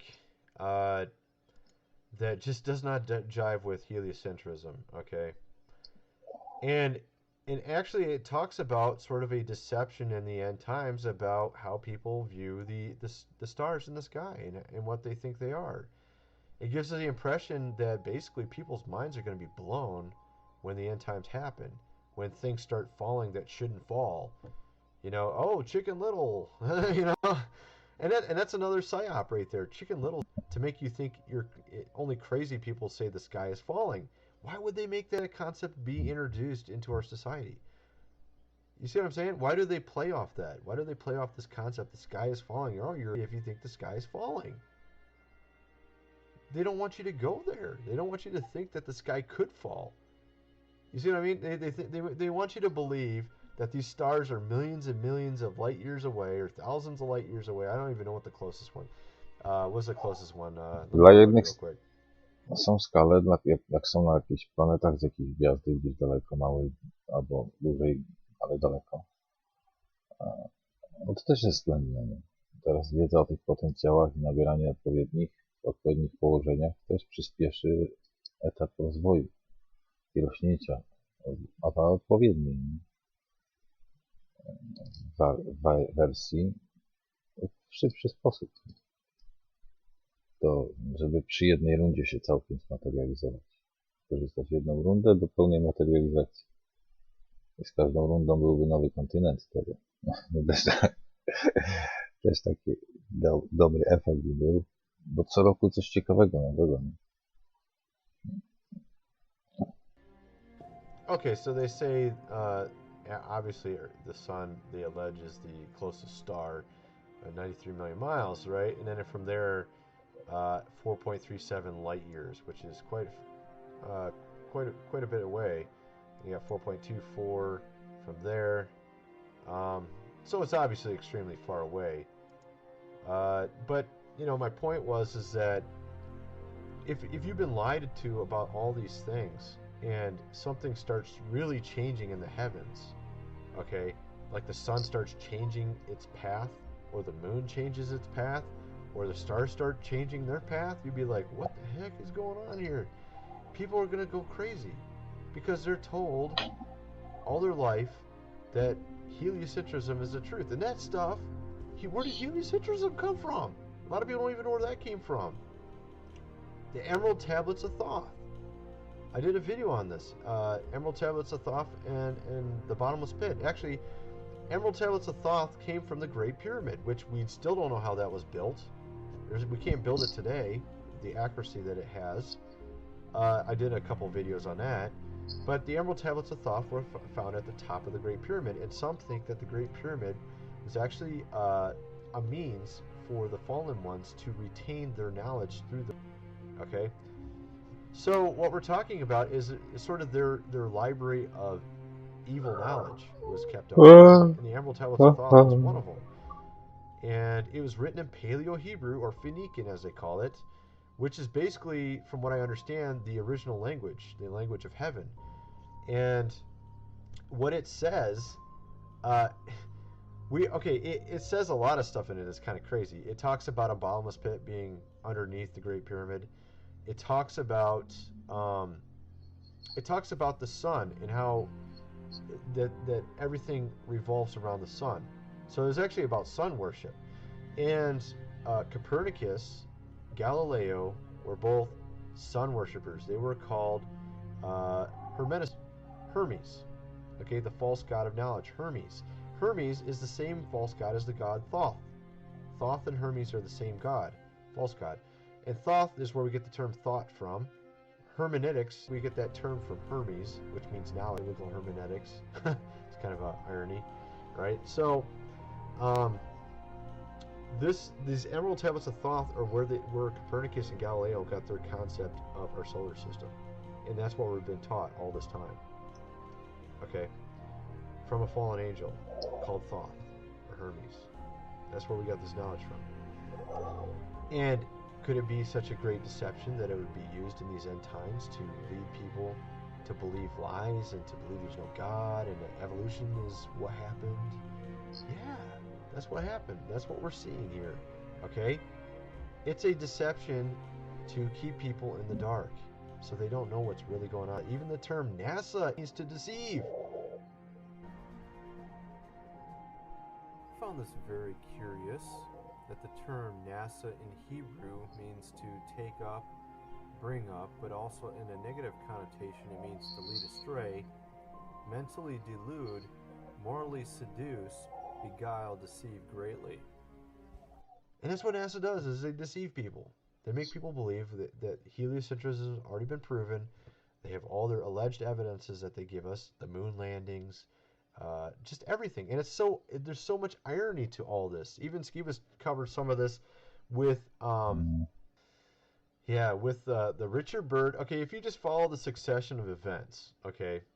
So here we have Richard E. Byrd and his Antarctic expeditions, which he did numerous of, and then he had sort of some very odd entries in his journals that don't make a lot of sense if Antarctica is what they claim it is. And what was so interesting is after all these, we have all of a sudden Operation Fishbowl, and actually there's a few things before Operation Fishbowl where it's like they were trying to do testing up high in the atmosphere, really high up, basically at the Kármán line, where I basically think there is some sort of crystalline structure. They're doing all these tests like they're basically trying to blow the dome. or whatever's above us? Did they find something in Antarctica which led them to think, hey, shoot, what the heck's going on here? We got to do something up with this, whatever's above us in the atmosphere.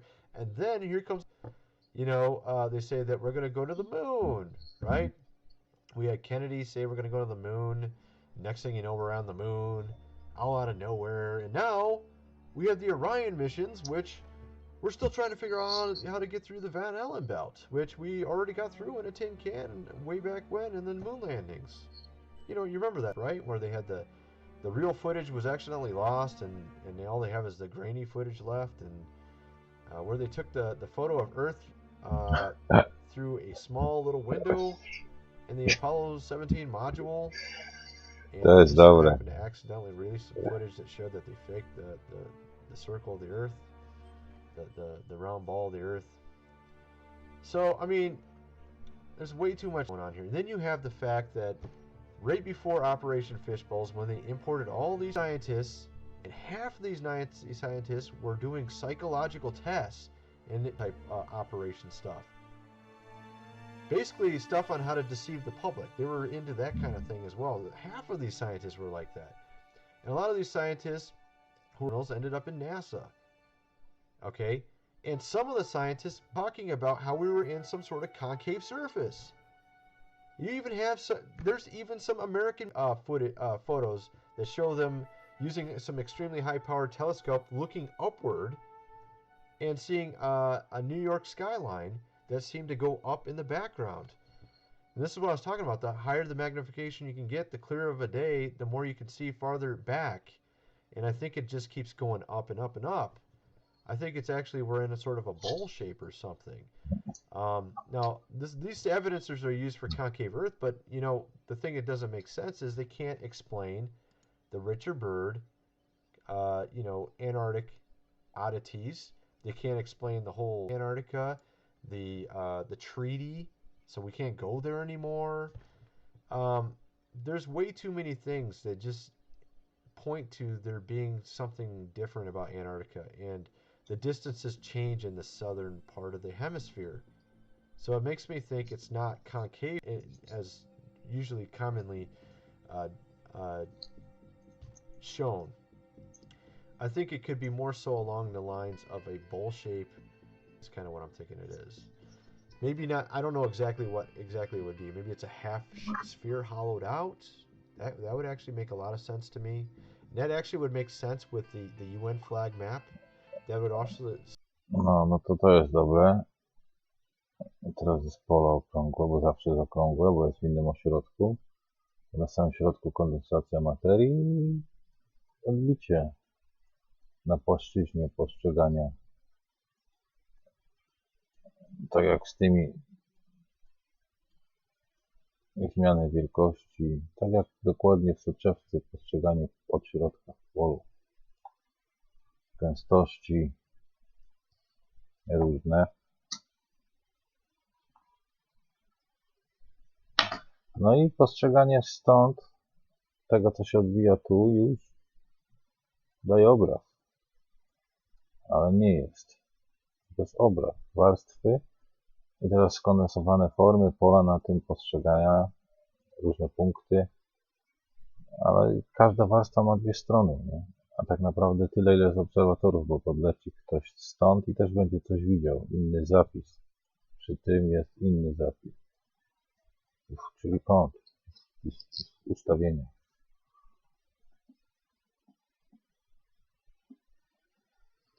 No, 12 małp to też taka przenośnia trochę.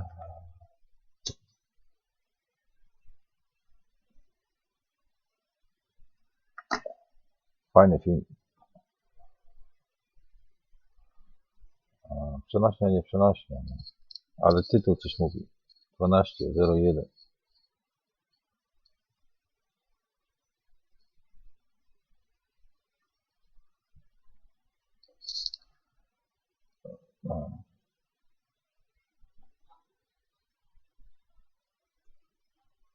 Solve a lot of the problems with the flight pass, and it actually makes sense with the azimuth map. Rob Skiba was trying to point out the fact that the farther out you go, it gets larger and larger, but it's actually the same distances. And I think the solution to that is putting it Stąd into a idzie 3D przybliżać i bullshit. powiększać i ten, nie? That's what it is. Całe And I te. think all this stuff adds up to that. If you look into all these evidences, it points you that direction. So I think that's what it really is. I'm leaning towards that. I don't know if that's what it is, though, of course. But I'm going off all the little pieces of evidence everywhere, and that's where it leads me. It leads me to us being in a bowl. A fish bowl. Okay? Isn't that so funny? They called it Operation Fishbowl. They're trying to blow away the dome above us. What if we're literally in like a bowl and with the top dome like this? That's kind of what I'm wondering. I don't know exactly what the shape is. This is just thinking out loud. I mean, technically it could be 100 different shapes. I mean, you could have a completely different shaped dome. It could be different than this. It could be, I don't know. There's a lot of different ways you can make it, but I think that's basically where it's going. I don't think flat correct. I don't think concave correct either. Although, I think concave really good evidences. I think if you put the two together, it makes hybrid theory that actually might fit everything. It might fit all the data completely and make sense of the whole thing. And it still, you can retain all the things, all the evidences fit up with this. If you hybrid the two theories together, all the evidences can fit up with this, is what I'm trying to say. You don't have any really difficult things to try to figure out. And I think actually the flight paths of the sun and the moon are probably sort of a Fibonacci sequence. I really do. And I've seen a couple videos covering this. I think it's some sort of Fibonacci sequence is what they follow, the sun and the moon, as they go around in the earth. And I think even the star paths and the constellations make more sense with some sort of concave idea. I think if you have a bowl shape and you have some sort of dome above us, whether it's an inverted dome, which goes with the concavity of Earth, which is one way I'm thinking it might be, or it could be like this, or it could be like a combination of both. I don't know, but I do actually think it's probably follows the same contour, and that might be why it shows a circle. And maybe there's more than one dome above us. I'm thinking that as well. I haven't figured out all the rotation paths. I haven't made it some model up, although I could do it because I actually have engineering background in computer-aided engineering design. I've used several different CAD, even 3D. I've used a lot of 3D CADs, not just something like AutoCAD, but I've used like Unigraphics. I've used Ideas. I've used Pro-E. All those three are actually engineering applications used to draw things in 3D. But so I might actually do it. I've used Mavre and Pavre as well, which are free ones. So I might actually make my own model eventually and then try to figure this all out. It's a lot of work, though, you know what I mean? But this is kind of where I'm leaning with the whole thing, and it kind of gets all the evidences and fits them all together. Anyway, hopefully, like I said, I'm not saying, one side's wrong or one side's right. I think, each side has its weaknesses, it has its strengths, and they have to really sit down and figure out what it is. You don't want to just try to stick with what you think it is and like force it to be a certain way. You don't want to have to force it because this is a scientific study. You use a scientific method. You have to consider all options. You have to put all options on the table. You can't just say, oh, it has to be flat or it has to be a concave something or it has to be a convex ball, because there's even geocentric convex Earth ball shape as well. Although I think that one doesn't work, but I mean, that's better than the heliocentric model. So, at any rate, thanks for watching. Dobra. Mniej więcej tak to wygląda. Mniej więcej, bo są różne zakresy, później zależy jaki zakres postrzega i przez jaki zakres, przez jakie wartości. No, ale tak naprawdę to jest świecący punkt. Nie ma żadnego tego. A to zdjęcie takie jedno, to takie z CzatriXa wyglądało. Kierunki, Fajną muzyczkę sobie w backgroundzie puścił. Chyba też będę puszczał, żeby to urozmaicić trochę, bo mi ubywa subskrybentów. Pewnie przez formę, dużo ludzi się nudzi. Ale w backgroundzie dzieją się inne rzeczy. Powstaje nowa forma Other Dimension plus innych nazw, ale nawiązujących do tego samego. Jako inwestycyjne oferty. Żeby sobie coś rozkręcić w międzyczasie. No a później może nawet takie bo ta wiedza nam pomoże w fajnych rozwiązaniach, takie jak na filmach widzicie. Takie ekraniki holograficzne albo pojazdy latające. My musimy się ograniczyć takie, żeby latały w polu. Można korzystać z tych z kompletu, że tak powiem, wartości pola, żeby manipulować na tyle, żeby wytworzyć ten efekt też. Nie? Trzeba obliczyć tylko,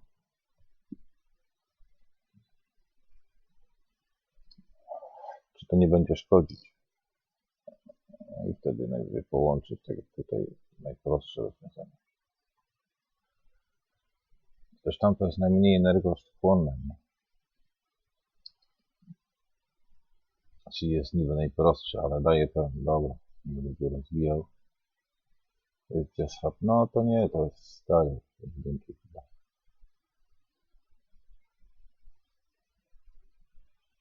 Zobaczymy, czy to jakieś nowe.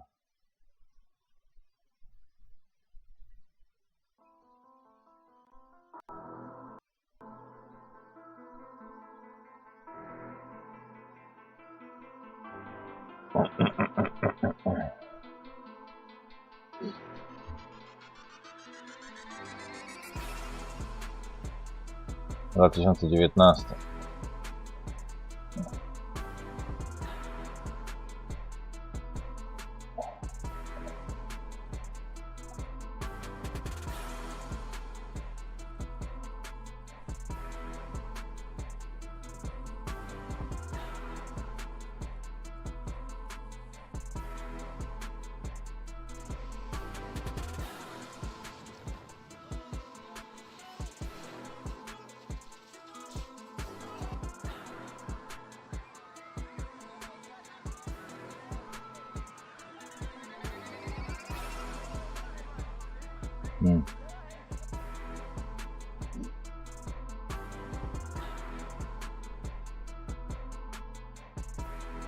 This is not snow or any sort of strange weather phenomenon you're looking at here, folks. This is locusts literally covering every inch of the sky. Check out this guy's car, man.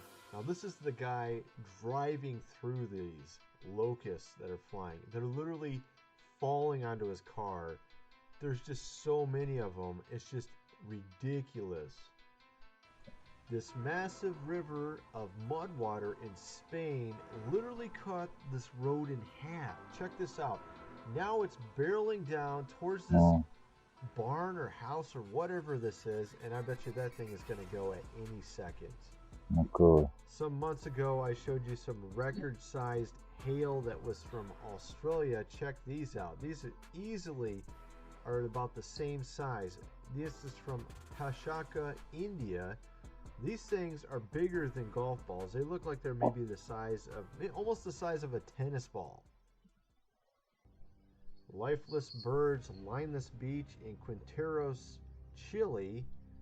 We can see here, obviously something strange happened. We did have a lot of weather of recent in Chile that was pretty crazy. Why did the fish want to cross the road? Yes, a really bad joke, but actually it's reality here. You can see these fish are jumping across the road. Literally, I think they're trying to get to the other side. Really, I do. Yeah, but these guys, of course, are catching them.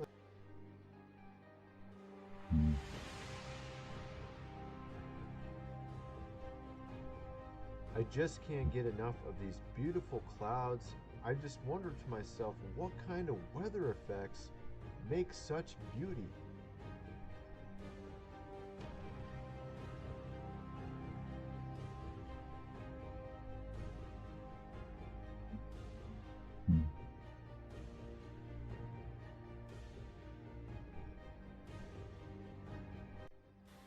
check out some of this crazy footage from Paraguay. We not only had cars swept away, but we even had cows swept away in this massive mud river.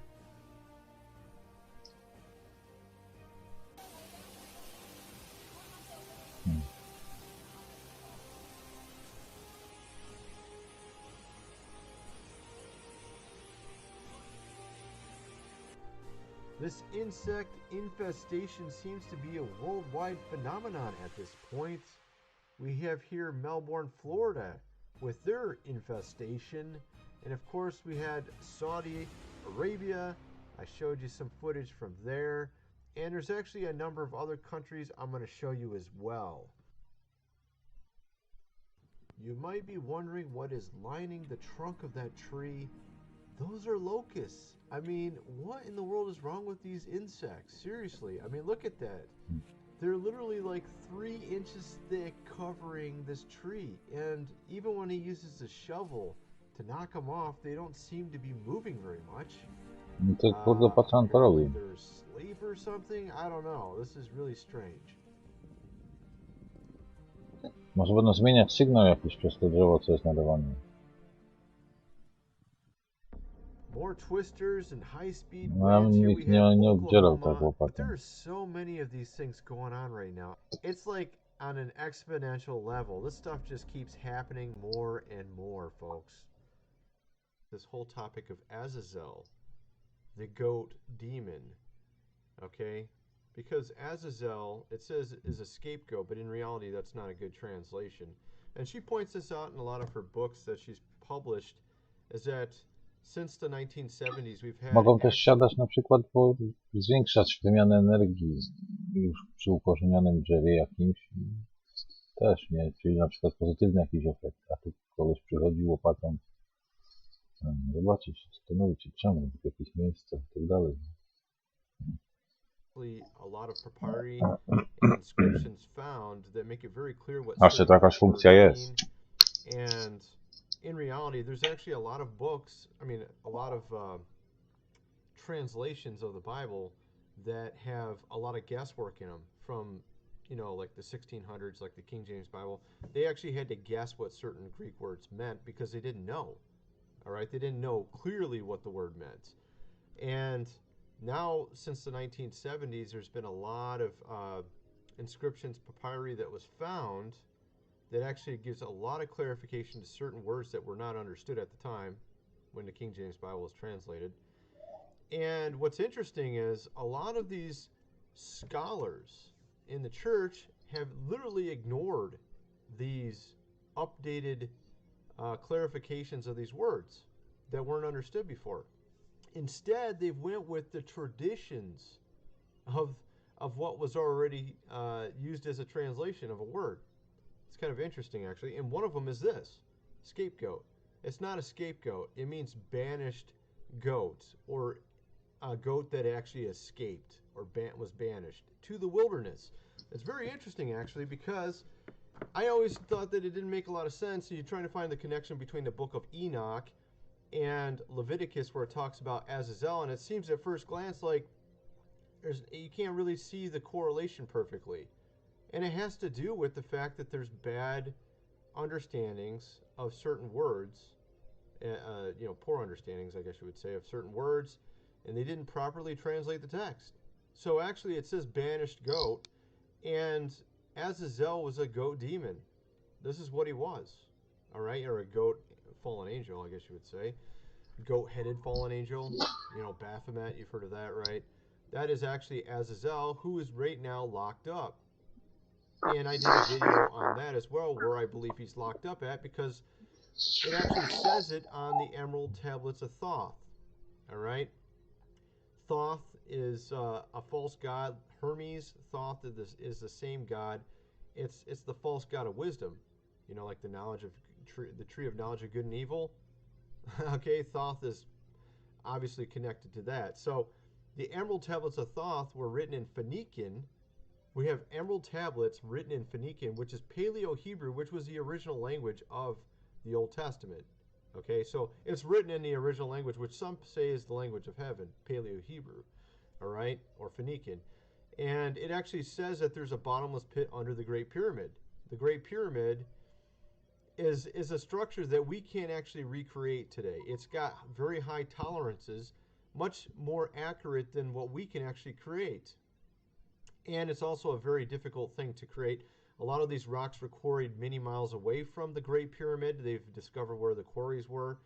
And essentially, we couldn't rebuild it to the specs that it has. And if you actually go and analyze the architecture of the Great Pyramid, you find out it also has a very, very slight curvature on its foundation to keep it from actually breaking and to keep it stable. There's a lot of things to the Great Pyramid. It very clearly was made by a very highly intelligent beings. We don't know who, but I'm guessing maybe something, maybe fallen angels, maybe God's angels. I don't know, because it is not made very clear. But I did a video on the Pillar of Enoch. The Pillar of Enoch is the Great Pyramid, and it's talked about as an altar. So maybe God had the Great Pyramid made as a capstone over the bottomless pit. That's kind of what I'm going with, all right? Because the Pillar of Enoch is actually mentioned in the Bible. I'm kind of jumping around because I don't have all the stuff open. If I had it all open, I have like 30 pages open. But the Pillar of Enoch, I did a video on that. You can go check it out on my channel. But it is, what book is it in? Is it, I'm trying to remember which book of the Bible it's in. Just a sec. I have it here somewhere. Where are you at? Come on, nobody knows. Isaiah 19:19. Yeah, here we go. So a lot of these things are hit, and we're going to basically tie in the Azazel of Leviticus to the Azazel mentioned in the book of Enoch, and it will make a lot of sense because he was banished, okay, to the wilderness. And where is the Pillar of Enoch? It's in the wilderness. And it's interesting, it's called the Pillar of Enoch. The Great Pyramid, it's called the Pillar of Enoch. All right? Why would that be the case? Because Enoch was the one who intermediated between the angels that fell, Azazel being their leader, and God. Right? In that day, there will be an altar to the Lord in the heart of Egypt and a monument to the Lord at its border. So the only monument that fits this description of being at the border and in the middle of Egypt is the Great Pyramid, because it actually is the only monument that meets those criteria. So that is what the Great Pyramid is. It is an altar unto the Lord. I believe it's a capstone over the bottomless pit, according to the Emerald Tablets of Thoth, which was written by a fallen angel, from what I can tell. It was actually put into the Great Pyramid. It was actually in one of the chambers of the Great Pyramid. It was discovered there. And, I mean, there's a lot of stuff here. I can't show you all this evidence because this is stuff I've done research on. I've done numerous videos on all this stuff. I did about 3 or 4 videos on the bottomless pit under the Great Pyramid. I think the Great Pyramid is actually made in the shape of New Jerusalem, I'm thinking, potentially, because it talks about, a lot of people assume New Jerusalem is a cube. Okay, it says 1,500 miles by 1,500 miles. But actually, it could be a pyramid shape. So I did also a video on that as well, covering how the Great Pyramid is probably in the shape of the city of God. But at any rate, it says in Leviticus, let me pull that up, because I literally got a million things open here. All right, let's just, okay, so let's see here. We have here, here's a guy who was trying to explain a better interpretation of scapegoat, which is actually banished goat. He was banished to the wilderness. And it talks about demons and fallen angels being in the wilderness. This is where they dwell. All right? So it's interesting because there have been discoveries of other burial places which seemingly give the impression that they could be something related to this as well. Also in Egypt, there's actually more than one site besides the Great Pyramid. All right, and I was going to show you, what was I? I've been jumping all around here. Oh yeah, Leviticus. Let's just pull up the text so I can show you this. Yeah, here we go. I think it's Leviticus 16. And of course it doesn't. Okay, let's just pull up Leviticus 16. All right, here we go. And it's not pulling it up. There it is. No, it's not. Still got to pull it up. All right. Let's just do it this way. Let's do it this way. Okay, I'm having fun here. There we go. Okay. And Aaron shall cast lots over 2 goats, one lot for the Lord, and the other lot for Azazel. See, one lot is for the Lord, right? And one for Azazel. And Aaron shall present the goat on which the lot fell for the Lord and use it as a sin offering. So one is the Lord, and the Lord is used for a sin offering, which obviously is referring to Jesus being our sin offering in the end. But the goat on which the lot fell for Azazel shall be presented alive before the Lord and make atonement over it, that it may be sent away into the wilderness. So basically what they did is they presented it, and then they said, ascribe all sin to him. Aaron shall present the bull as a sin. Okay, so it says here wilderness to Azazel, all right? Okay. I'm trying to see if there's more it says here.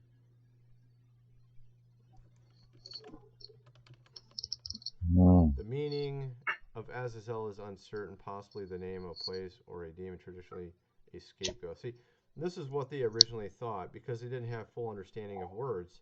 And actually, it's really interesting because I'm going to do a number of videos on some word meanings that are just amazing. A lot of these cultural problems we see today, especially like you know, women must be silent in church. Actually, it's really interesting with that verse. I found the actual, like I said, this lady here, she actually did an updated translation of the verse. Mam nagrane te orbsy, jak włączałem, próbowałem włączać takie te, może wytnę to gdzieś wstawię. With new understanding Jak of szedłem what words spać, mean. no i się wyłączała Those zawsze texts kamera. based on, like I said, Spróbuję innym various razem. books that they have found recently in 1970. They had a find in 1888 and one in 1970. A bunch of new books that were using these words that we weren't really understanding what they meant exactly. Using these words in several different contexts is making it very clear what the words mean. And you actually learn that it's talking about women who are over other women teaching. And it says that the women who are under the other women who are teaching need to be listening and you know, not talking back, be courteous to the women teaching them. It's not men teaching women and telling them you should, you know, be quiet. You know, it's not that. It's actually women who are in charge teaching younger women and telling the women that are younger to listen and you know, don't cause trouble, you know, while they're being taught. So that's basically what that verse really says, with these updated understandings of various words. And there's actually a lot of verses like this that where there's a lot of controversy around them, but that actually when you understand the correct understanding of the words that we now know what they mean, these verses seemingly have no problems. They're like, you're like, oh, that's what it really meant. You know, there's a lot of verses like this actually. But getting back to this whole thing with Azazel, because we're going to get into some really crazy stuff here. I don't know what is up with my screen here. What is going on here? This is not right. Okay, let me fix this because it looks weird. No, that's not it.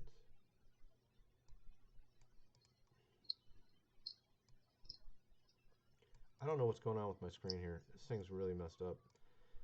Okay, so, well, I guess I just have to use a different screen because I don't know what happened there. But, okay. At any rate, let's just use this screen because something happened and screwed up.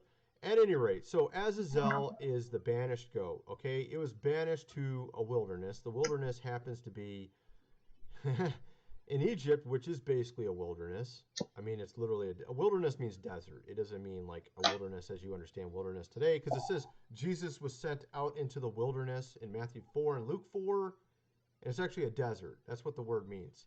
This old understanding of the word wilderness means today desert, okay? So he was banished to the desert, Azazel was. And where in the desert? That's the question. Well, he was banished in the bottomless pit.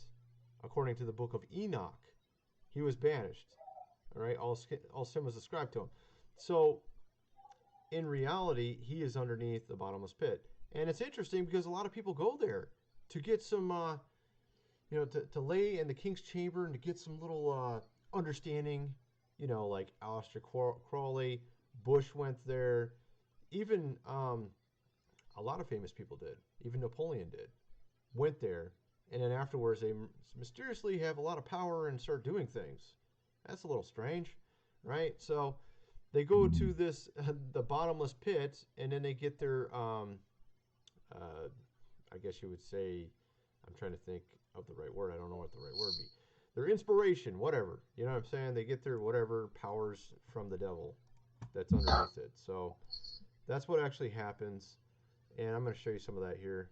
I'm jumping all over the place. This lady actually did a page here covering a video I did. All right. So she's actually, this is my video here. And she did a page basically going into detail, writing about it. Revelation, the fifth angel sounded, and I saw a star fall from heaven unto the earth, and to him was given the key to the bottomless pit. He opened the bottomless pit, and there arose a smoke out of the pit, smoke of a great furnace. The sun and the air were darkened by reason of the smoke of the pit. Azazel was put into that pit. As you see here, Enoch 10:4, bind Azazel hand and foot, cast him into the darkness, make an opening in the desert, which is in Dudale, and cast him therein. There's actually two places where it looks like fallen angels were buried in the desert, and they're not super far from each other. One is the Great Pyramid. I can't remember what the other site is, but it's very interesting. It has all these little stone, like tablets, or not tablets, like stone monuments all in a circle around it. Kind of like Stonehenge, but a lot smaller.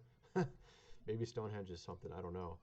I don't know much about Stonehenge. I'm not going to get into that here, but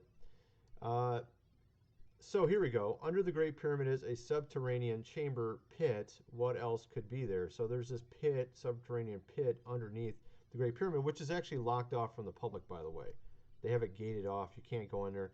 And people who've actually went in there said they saw things. They saw like literal demons and stuff in there. So a lot of people have seen things. And what's interesting is Aleister Crowley saw something that looked like basically what we would call a gray alien.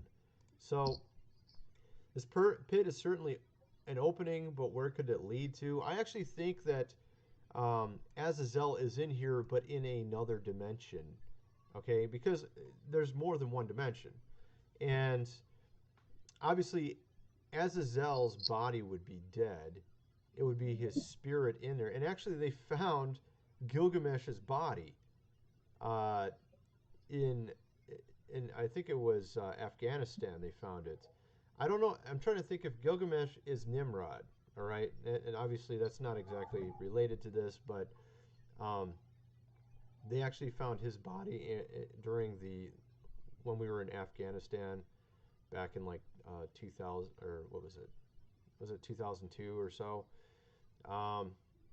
When we occupied and took over, and it's interesting because some soldiers came out talking about that, saying that they took his body and carried it off, and who knows, man? Maybe they took his DNA or something. We don't know.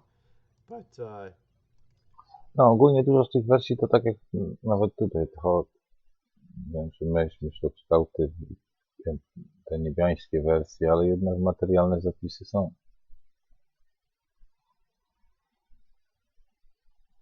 this pit is certainly an opening, but to those that seek my soul to destroy it, it shall go to the lower parts of the earth. Psalm 63:9. Though they dig into hell, thence shall my hand take them. Though they climb up to heaven, thence will I Bo bring tak them działa down. rzeczywistość. World is a magic. No i podstawą z tego jest taką, że zmienimy świadomość na tyle, że będą normalne zabawki. Podstawa musi być tak. Gwarancja istnienia, czyli ten bezwarunkowy dochód osobisty w minimalnej formie na podstawie istnienia. W każdej wersji, żeby się rozwijały. I nie blokowały się później konfliktem tak zwanego interesu. I nie narastały negatywne efekty z tego. Urządzenia do tak zwanej darmowej energii to po prostu normalne konwertery i inne rzeczy do zapewnienia zasilania na urządzenia elektryczne. No i pojazdy normalne. Można robić takie, co mają odpowiednie zasięgi, ładowanie od czasu do czasu albo wcale.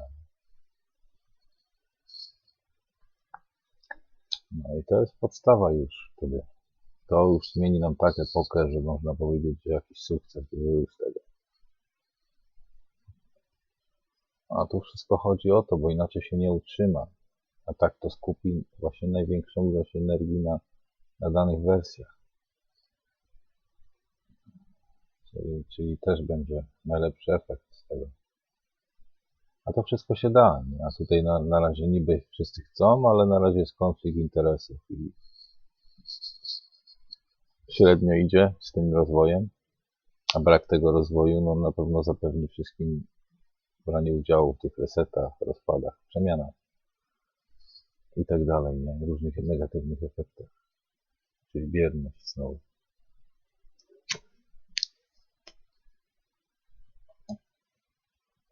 Albo działanie przeciwko jeszcze, to już w ogóle. Amos 9:2. So hell's location should be inside the earth. It's a literal place, and I believe it is in another dimension because it's a spiritual dimension. But so it's not. I don't know if you can necessarily literally see if you went down underneath the Great Pyramid, you'd probably see some spiritual things. Don't get me wrong, but I don't think you're gonna like literally see him physically chained up down there. You know what I mean? It's not like that. It's maybe not even be able to see it. You know, but you would maybe notice something's there. You know what I'm saying? Spiritually. Emerald Tablets opens, I Thoth, Atlantean, Master of Mysteries, Keeper of the Records, and this is screwed up here. Okay. Let me move this up here. Mighty King. Zobaczcie się na gołębie na przykład. Jak będą jadły, to potrafią, pomimo tego, że jest wystarczająco, rozsypią, rozdmuchają, będą się kłócić między sobą, będą się dziobać. Jakie to są wpływy świadomości, rozbitka na mikro. I nastawienie tego ładunku. King, magician, living generation from generation to generation. Great Pyramid at the top of mountain over abyss. Aleister Crowley got revelation there, George Bush, and a capstone on it. It's a pyramid symbol of obviously these guys. Some men have spent a night in the king's chamber. Alexander the Great, Napoleon, Aleister Crowley. You can see a lot of people, including this guy, tried to get there. And he actually made a recreation of it in his stadium here. All right, so bottomless hole in the desert, and this is a capstone over it. I think that's what the Pillar of Enoch is. All right, and it clearly isn't made by humans. We can't even make something this accurate. So, thou seest Azazel what hath done, who hath taught all unrighteousness on the earth, revealed the eternal secrets which were preserved in heaven, which 7 men were striving to learn, and Samjaza, to whom thou hast given authority to bear rule over his associates. And they have gone to the daughters of men upon the earth, and have slept with the 9 women, and have defiled themselves, and revealed to them all kinds of sins. The women have born giants, and the whole earth has thereby been filled with blood and unrighteousness. It's very interesting because this also ties into a lot of things that have to do with our culture. This going after strange flesh. Sodom actually was going after, and this is weird, okay? This is so weird, and I'm covering I'm kind of going all over the place because you need to with this, all right? So we can actually get some good context. This woman is a classical Greek scholar, all right? Her father was a Greek scholar as well. She wasn't taught in some seminary. She literally studied ancient Greek as a secular topic, all right? And she went in and decided to, investigate the New Testament, and she was pretty shocked to realize with all this new information that came out in the 1970s, all these, like I said, papyri and inscriptions, we have a lot better understanding of certain Greek words.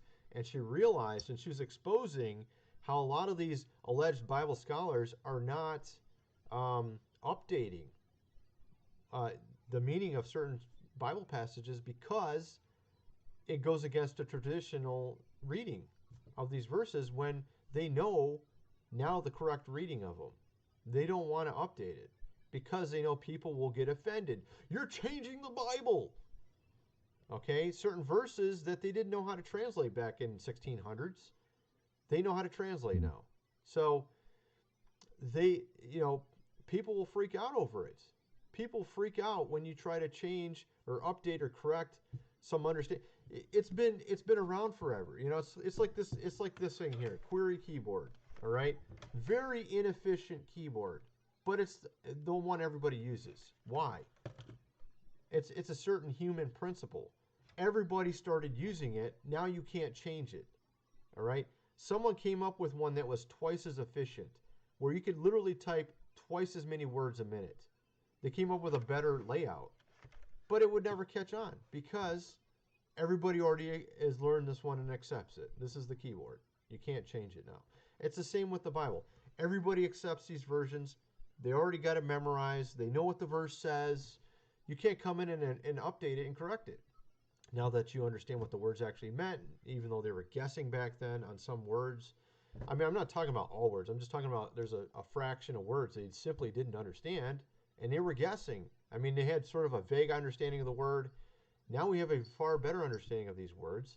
It wasn't scapegoat. It was a banished goat, demon. Okay, Azazel was a banished goat demon. It literally correlates perfectly with the book of Enoch when it's translated correctly. Of course, a lot of people think the King James Bible is perfect. So they're like, you can't change it. It's perfect. King James is not a perfect man. Okay, he hired a bunch of translators. I'm sure they were the top of their game in the 1600s. They probably were. And they're probably better than some of the ones today because at least they were honest. They were trying to really figure out what the text meant. They had to guess on some stuff. But you have translators today who are not willing. They're willy-nilly. They're weak. They can't just stand up and say, hey, look, we translated this wrong. Let's fix it, because everybody will condemn them. But you're trying to change the word of God. No, they're actually trying to update it so it's correct. It wasn't saying women have to be silent. It was actually women over women, and they had to listen to the women who were in charge. That's what it's. There's actually some names of women leaders that have been changed into male leaders. There's two of them in the King James Bible that are translated as men who are leading a certain part of the church. They were actually women. Okay? They were women names. But they didn't know it at the time. And of course they're not going to put a woman if they, if you're like 50-50, I don't know if it's a man or woman. Well, it better be a man because there's no way a woman could lead something, I mean, just stuff like this, right? So at any rate, when the text is translated correctly, things make sense. Okay? It's not scapegoat. It's a banished goat demon. Okay? This is what it's saying. All right? And he was banished, and likely he's under the Great Pyramid. This is where he's at. Okay? And that's going to be opened somehow. Somehow that's going to be opened in the end times, which is probably very soon here. So thou seest what he has done. He's done all these. And I was trying to get into some other things. So, okay, there's some 1 Corinthians 6, 9 to 10. Actually, the King James Bible had it more accurate than a lot of the new translations do. That's what's so irritating about this. These guys were trying to do their best. They didn't have full understanding of these words. They were trying to do the best they could. They translated as best they could. And now today, because of people's beliefs, they try to force the verses into what their ideology is. And it really irritates me because, like, it says in 1 Corinthians 6, 9 to 10, abusers of themselves with mankind. That is actually a very accurate translation, and that's actually what the scholarship says it meant. It wasn't about gays. It was about people who abused others. That's literally what it was about. Okay? And of course, it could be them too. I'm just saying this is literally what the word means. But, of course, they have to force it to fit what they want it to say. You see what I mean? With Sodom, when you hook it up with the testament of Naphtali, what you find out is that strange flesh refers to the angels mating with women. And that's the original meaning of strange flesh. And the Testament of Nephtali goes into detail about this here, all right? Okay, has apocalyptic element. And this is maybe why these books were banished from the Bibles, because they don't want you to fully understand what's really going on. If you banish these books that help you to understand the Bible, then they can take the Bible and control it and sort of push it the direction they want it to go. All right? Testament of Nephtali has apocalyptic elements in it. It opens the genealogy of Bilhah, his mother, who's father, blah, blah, blah. If you go into, I did a search here, here we go. I'm trying to remember. I had this open yesterday. My goodness. What did I have open yesterday? It wasn't that. It was actually, I think I had the right search there. It was on this one sacred text. I think was it this one? Yeah, I think it was this one here.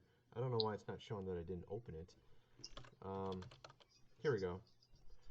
But ye shall not be so, my children, recognizing in the firmament, in the earth, and in the sea, and in all created things, the Lord who hath made all things, that ye become not as Sodom, which changed the order of nature.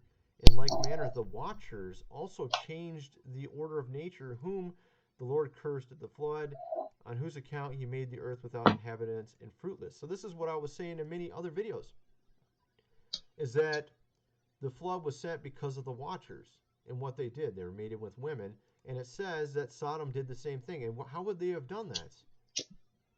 It talks about them lining up to go after Lot and his family, right? And then they weren't actually trying to go after Lot and his family. They were trying to go after the angels in the house of Lot. You remember that?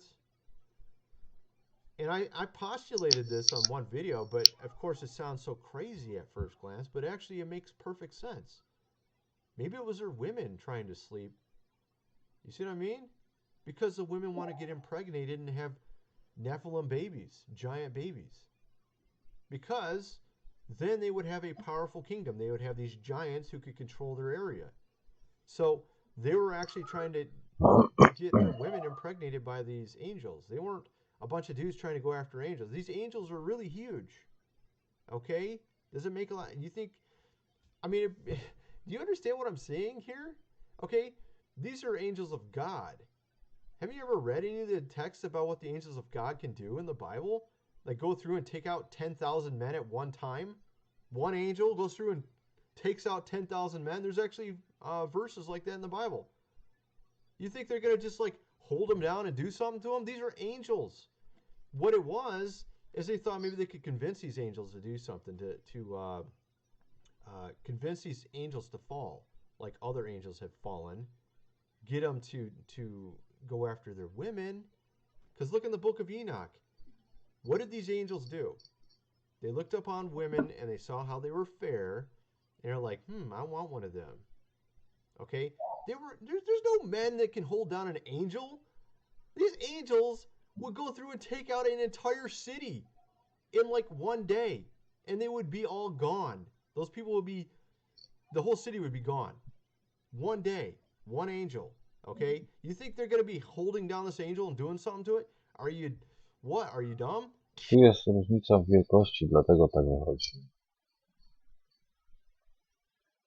A z tym zmianą polaryzacji, na przykład postrzeganiem, teraz jak jest kilka wersji, dwie wersje, które się obserwują jakoś przez pola, ale na przykład wersje w wersjach, zbliżone zakresy dwóch różnych, no to postrzegają różne zakresy.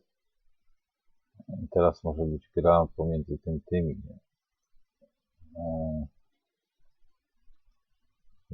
Postrzeganie i plus takie powiedzenie, żeby życie miało smaczek, raz dziewczynkę, raz chłopaczek, to chodzi o to, że jedno życie jesteś kobietą, drugie jesteś mężczyzną, jak jesteś zmiennym. To wynika też, jest wynikową wielu różnych rzeczy, które omawiałem też częściowo w takim podstawowym zakresie, tutaj gdzieś tam w starych odcinkach.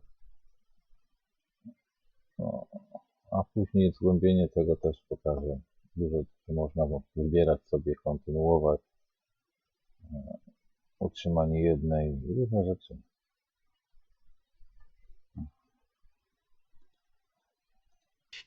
Just think about this. Use a little bit of logic. They were trying to tempt these angels. They weren't going to be controlling these angels. They were trying to tempt them to do something with their women, to have the women get pregnated and have Nephilim babies. That's what I really think they were trying to do. Everybody just assumes bo all the other nie stuff. powiedziałem, że z tym postrzeganiem. Nie powiedziałem, że tu może być postrzeganie zapisu energetycznego przez zapis energetyczny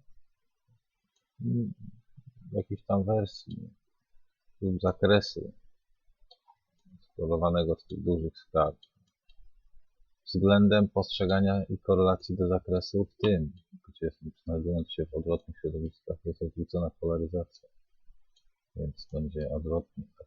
I tu na przykład może być odwrotne postrzeganie, że kobieta będzie facetem, a facet będzie kobietą przez różne zakresy. I co wynika też już z nałożenia tych istniejących wersji po przemianie też już koncentracji na Stuff. And actually, what's interesting in this Dr. Ann Nyland goes through and shows how we have so many assumptions in our understanding of even the Gospels. Like, for example, 3 wise men. There is no 3 wise men. That we show a nativity of 3 wise men with 3 gifts coming to a baby Jesus in a stable. This is 100% inaccurate. It's not 3 wise men. There's 3 gifts. Okay, frankincense, myrrh. I can't remember what's 3 of them. It's not 3 wise men. Usually they traveled in caravans. They were astronomers, astrologers, magicians. This is what the word is being used in the text. It's so funny. This is what I was talking about with other words. They'll take the word, a same Greek word, they'll translate it one way when it's a negative aspect and another way when it's a positive aspect. I mentioned a certain word. I'm not going to get into that word right now, but the word wise men is actually translated sorcerer and magician in all the other places in the New Testament. So anytime it's a negative connotation, the exact same word is used to translate as sorcerer. Like Bar Jesus was a sorcerer, for example. You know what I mean? But then when it comes to the wise men, they're wise men. They're not sorcerers. You see what I mean? And in reality, what it was is Daniel taught them these magi. Magi means magician. Daniel was the head of the magicians, the magi. You remember that? He was made the head of it. So in reality, he was the head of the magicians and had taught them about all these prophecies from the Old Testament, and they were keeping track of them. And then when they saw the star, that's when they followed it. But they weren't wise men. They were literal magicians that were underneath Daniel. They were obviously probably good magicians because they were under Daniel. They weren't like evil ones doing sorcery or something, but you get what I'm saying. So, I mean, and Jesus was already 2 years old when they came probably to meet him. He was not in a stable anymore, and it wasn't 3 people. It was like many probably in a huge caravan that came and saw him. So this is what I'm talking about. We have all these things that we just assume are true, which are not even 100. They're like 100% false. You see what I mean? So there's like a ton of stuff like this, and there's like a ton of topics that go around all this stuff. But so in reality, when it says in Romans 1 that they changed their order, and this is a different interpretation. Okay, this is going to freak some people out because they got their own, like I said, tradition. You know, traditionally everybody assumes it means a certain thing, but in reality, this makes a lot of sense because it ties into the book of Nephtali. Okay, and like I said, a lot of people are not going to accept it because they just. And this is what I'm saying, man, because these translators have basically went with tradition. You remember how Jesus kept telling the scribes and Pharisees, you guys keep putting your traditions before God's word, right? Well, it's interesting because back when they translated it in 1611, they didn't understand certain words, so they were doing their best to try to translate it properly, but they didn't do a good job in some respects because they simply didn't know what the word meant. Okay, fast forward to 1970, we get all these papyri. It makes it very obvious what these words mean in very specific cases, and it makes the text a lot clearer. But because of the tradition of the elders of how they translated it in the past, they can't change it now. So if you could imagine Jesus coming back and saying, "Look, you You basically perverted my scriptures. You haven't corrected the translations to modern day understanding of what the words actually mean. So you've been actually teaching false doctrine to people. You see what I mean? And I'm not saying, this is an interpolation. Okay, in this case, we're talking about something that could be another way to interpret these passages. A to akurat tak jest. Jako So what I was trying wynikowa to get błędu. at is this unnatural use is referring to women with Świadomość angels w ogóle, and czym men to with jest. angels. Okay? And that's why it talks about idolatry in Romans 1 and all that stuff. I think the focus is on, like the practice in Romans at the time was Cybele worship, which is where the man would have his thing lopped off and then he would be taking it, you know what I mean? And the thing about it is everybody just looks at it as what is the action? What is the action? And they focus on that, but they don't focus on the fact that they were literally worshiping fallen angels. Okay? And this is how it ties in to changing the order of nature, is they were worshiping fallen angels. No i to jest to z tymi teoriami, z tymi fałszywymi bogami tak zwanymi, czyli wersje odbicia faktycznie, ale nie do głównego skupienia, bo to jest tylko wersja na dany traktat. Już żyjąca w innym środowisku, mogąca stworzyć coś, żeby mogło się też zmaterializować w danym tym, zmienić rzeczywistość, zaistnieć. Coś takiego. No ale to jest znowu w tym bardziej materialnym kierunku. Angels while doing these acts. Now, are the acts themselves a violation in of themselves as well? Yeah, you could probably say that. You see what I mean? But the context is the main, strain at a gnat, swallow a camel thing, I'm talking about? Like, the swallow the camel thing that everybody's missing is this is about idolatry. This is about how the fallen angels came down and mated with women.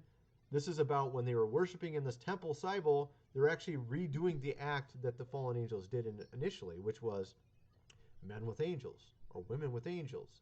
They're recreating this rebellious act in these temples. And that's the main sin.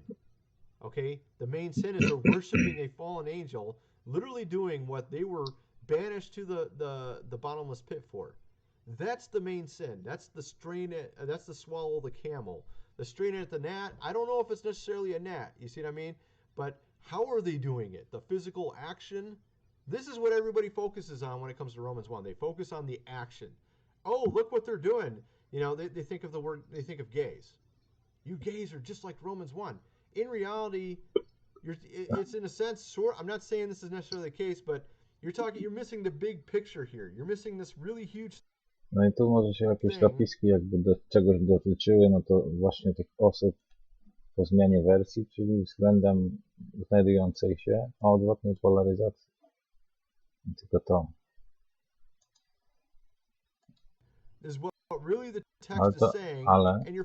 Ale to zależy od pokolenia też. Pokolenia i wersji. Względem i tak wymiany ładunków przez przebywanie nawet w środowisku.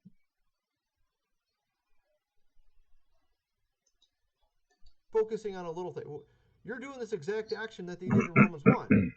But in reality, are these people that are gay literally going to temples and worshiping fallen angels and trying to recreate the action of what the fallen angels did? No. Well, maybe some are. I don't know. Who knows? But, most people aren't doing that, I'm pretty sure. So this is kind of what I'm trying to get at. The main point of Romans 1 is about idolatry. It's about worshiping fallen angels. It's about rebellion against God. That's the main point. But everybody focuses in on the physical activity of doing that to it. You know what I mean? So, and I'm not saying that's okay to do. I'm just saying people are just completely missing the point of the text. You see what I mean? It might be like you're making something out far greater of a bad thing than it really is. When in reality, idolatry is like maybe 1,000 times worse, or worshiping a fallen angel is 1,000 times worse. So that's what I'm trying to get at. So I just wanted to make that point as well. So that was actually really what's going on. So Azazel was banished to the desert, which is what the word wilderness means. He was likely put under the bottomless pit under the Great Pyramid. Okay? And the Baphomet is actually Azazel. All right? This is why Aleister Crowley went to the Great Pyramid. And he met a Grey there. So a Grey No obviously to has już są something to różne do with the tam fallen angel. So all these alien, niezrozumienia, UFO, formy, that stuff's nazwy, all wersje, odbicia, satanic demons, zapisy. okay? Gra It's just tego wszystkiego another tworzy tutaj clever historię little, tych wszystkich ludzi. lie that they're trying to put on society. So you see here, this pentagram Stąd is twierdzą, że goat wyznają head, coś. which is the Azazel. That's what this says. I niektórzy chcą być bardziej szatańscy od samego szatana, ale z ich postrzegania tylko. No i tak to wszystko wychodzi. Nie taki diabeł straszny, też tak mówią, bo to jest cały czas ten sam ładunek, nie? Efekty są odbiciami, jakie są potrzebne, żeby zatrzymać swój negatywny sygnał, żeby zmienić go na to. And it says sabbatic goat. Isn't that interesting? Sabbatic goat. I Just can like be who you Leviticus want me talks to be. about. You have the sacrificial goat, and you have the goat that was cast out or banished into the desert. So he is the desert goat that was banished. It's right there in front of our faces. We just can't see it because Teoria lustra, jak tu jest pole postrzegania, to teoria lustra, czyli granice jakiegoś zakresu postrzeganego akurat w tym momencie, w całości, bo można zmieniać te zakresy.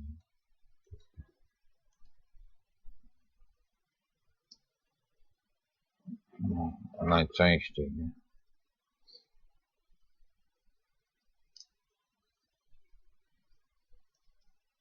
Najczęściej. Tak to też wygląda. we have these To bardzo scholars tajna and wiedza jest, translators ale that w tell you takiej it's a formie scapegoat. negatywnej. And don't trust the book of Enoch. Don't trust the book of Nephtali. Don't read any of those books. And of course, it's interesting, these people who do this, it's very interesting. A lot of these churches are falling apart. You got the Baptist church there. They tell you to, they allow Freemasons into their assembly. And isn't that a little strange how they lead them to sort of the New World Order religion and how the Baptist church has been falling and how they don't like these books. They don't like the book of Enoch. They don't like the book of Jubilees. They don't like any of these books because they tell you they're like a key to the truth, to understanding what it really meant and how they translated some things incorrectly, how they pushed agendas with theology, in a sense, straining at an ant, swallowing a camel in some cases, you know, pushing this, oh, this is what it's really talking about when it's really like you're missing this much of it, you know? They want you to focus on this little thing when there's something way huger that's really being said that everybody's completely missing. You know what I mean? So, at any rate, that's my video. I wanted to kind of cover this. It's interesting. This woman, okay, I'm just some dude. You know, I used to be a mechanical engineer. I study the scriptures. I try to figure out logically what the words mean. I try to understand the context historically of these verses. And guess what? It's really strange. This classical Greek scholar literally translates all the verses that I've been telling you that were incorrectly translated to the exact same thing. She literally agrees with me on almost everything. It's really weird. She agrees with me on Matthew 5:27-28. She agrees with me on the topic of marriage and divorce. Literally understands it the exact same way as me. She says it's obvious in Greek. If you're a classical Greek scholar and you read through this, you can understand this. If you understand the context and you really are focusing on the clarity of what it's saying in the Greek. So literally everything I've seen so far she said is in agreement with what I've been saying is mistranslations. It's really weird. Of course, she's already been, at first she was well accepted because some of her research, but now she's been created into an outcast somewhat because she went too far. Co pokazuje zresztą efekty, nie? She talks about the book of Enoch, like I said, she Bo przecież gdyby było tak według normalnych reguł, to nie byłoby negatywnych efektów takich jak trzęsienie, różne negatywne zapadnięcia się, rozpady. Tylko rozwój wszystkich wersji, w kooperacji nawet w tym, wytworzyły pola oddzielne, ale pod podstawowym poziomem. Czyli korelują do pola, nie szkodzą innym. Na prostych zasadach można rozpoznać jako na przykład zasada żyj i pozwól żyć innym. Nie szkodzić. Pierwsze nie szkodzić. To takie kurde proste rzeczy są. Dlatego powrót do takich do podstaw. ale cała reszta tutaj tych zapisów może być tak skomplikowana, że nie warto teraz w to wchodzić. Dopiero później, jak już będzie normalne nastawienie na to. Na razie to jeszcze ludzie sobie wyobrażają, że fakt, są te projekcyjne względem różnych tych, świetne różne rzeczy.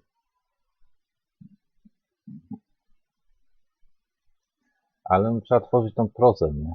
Czyli korzyści z tego wszystkiego do ogółu, a nie zawieszać się już na formach całkiem i chociaż tamte tworzą środowiska, czyli to warto, nie? Tak jak są te wersje po odbiciu, przy momencie tworzenia, one sobie tworzą i mogą się każda zmaterializować, pod warunkiem, że kooperują wszystkie cały czas do pola. No i wtedy staną się rzeczywiste i w takim składzie, jakim tam sobie pracują po drodze też. Tak dokładniej mówiąc, ale no zbliżone, nie? Czyli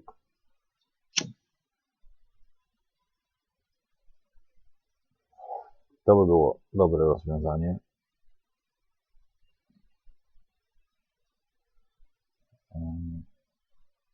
No i może się to stanie.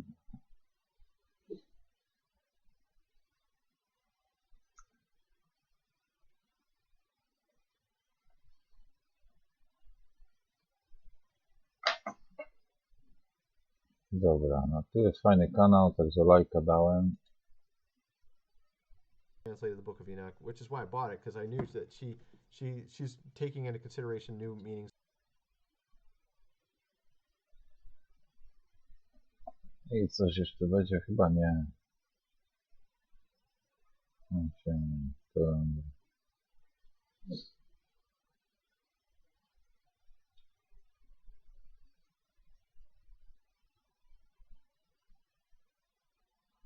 Dobra. Także nic nowego nie wyświetliło. No to kończymy, nie? Ja będę miał inne zajęcia, kawa się skończyła. Do usłyszenia. No i co? No i trzeba się ustawiać też świadomością, żeby później wiedzieć, co wybierać. Wiadomo, nie ma wyborów teraz tak naprawdę, jak są te wybory. Ale stworzy się tą partię, tą stronę jakoś reaktywuje. Trzeba poszukać tych kilku osób, no i z nimi się pokontaktować, bo to może być każda inna z tych istniejących, tylko muszą pozmieniać stan świadomości i kierunki, nie? Żeby to miało sens. Bo tak to jest sklepanie tej samej historii i zmiana taboretu. I tam, kurde, teoretyczna zmiana, która tam i nadal będą się kłócić, że jakby tak jak z tym nawet celeniem u nas trawy, czyli jak ma być legalna, to mamy od razu zarabiać na tym. Jak najwięcej i wtedy mamy kontrolę jakości, mamy swoje i możemy jeszcze eksportować, uwaga, nadwyżki w dobrej cenie jako produkt do dobrej klasy, a nie tam jakieś tanie siły robocze wszystko. A przy dobrej gospodarce wewnątrz, no to każdy większy obszar może być samowystarczalny, jakim są kraje. Może być, nie w razie całkiem negatywnych, ale wątpię, nie, bo też i tak wszystko układa się po całości. Te wymiany między wynikowej. Czyli wszystko jest możliwe, no i mało tego niezbędne, no to czekają nas tylko lepsze czasy. Tylko pytanie jeszcze kiedy, nie, ile tych złych czasów będzie musiało minąć, żeby ci, co doczekają tych lepszych, a to jest skorowanie z ich świadomością też, różnymi tam ruchami po drodze. No, kiedy to nastanie?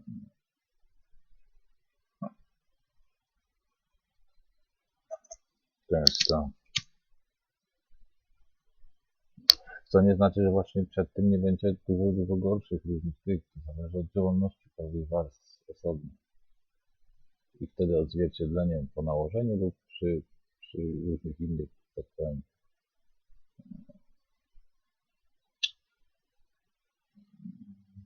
interakcjach między warstwami. Czy nakładaniu, czy upadaniu różnych, czy rozpadzie różnych wersji. Czy tworzeniu osobnym.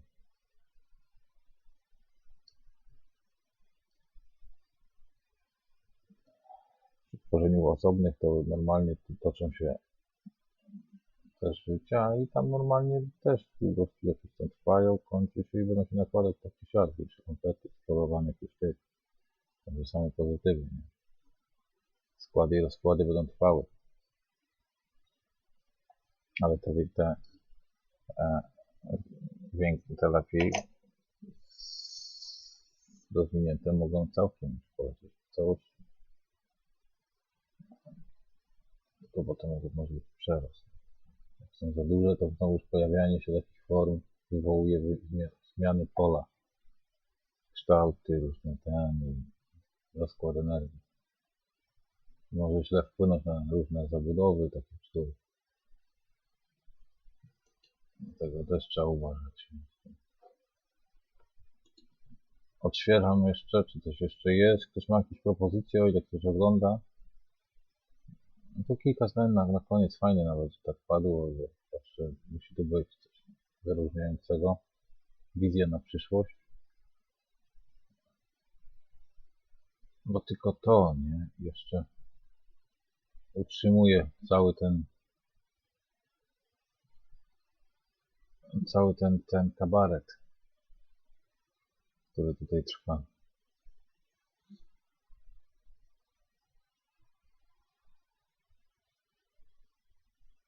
Pięć minut,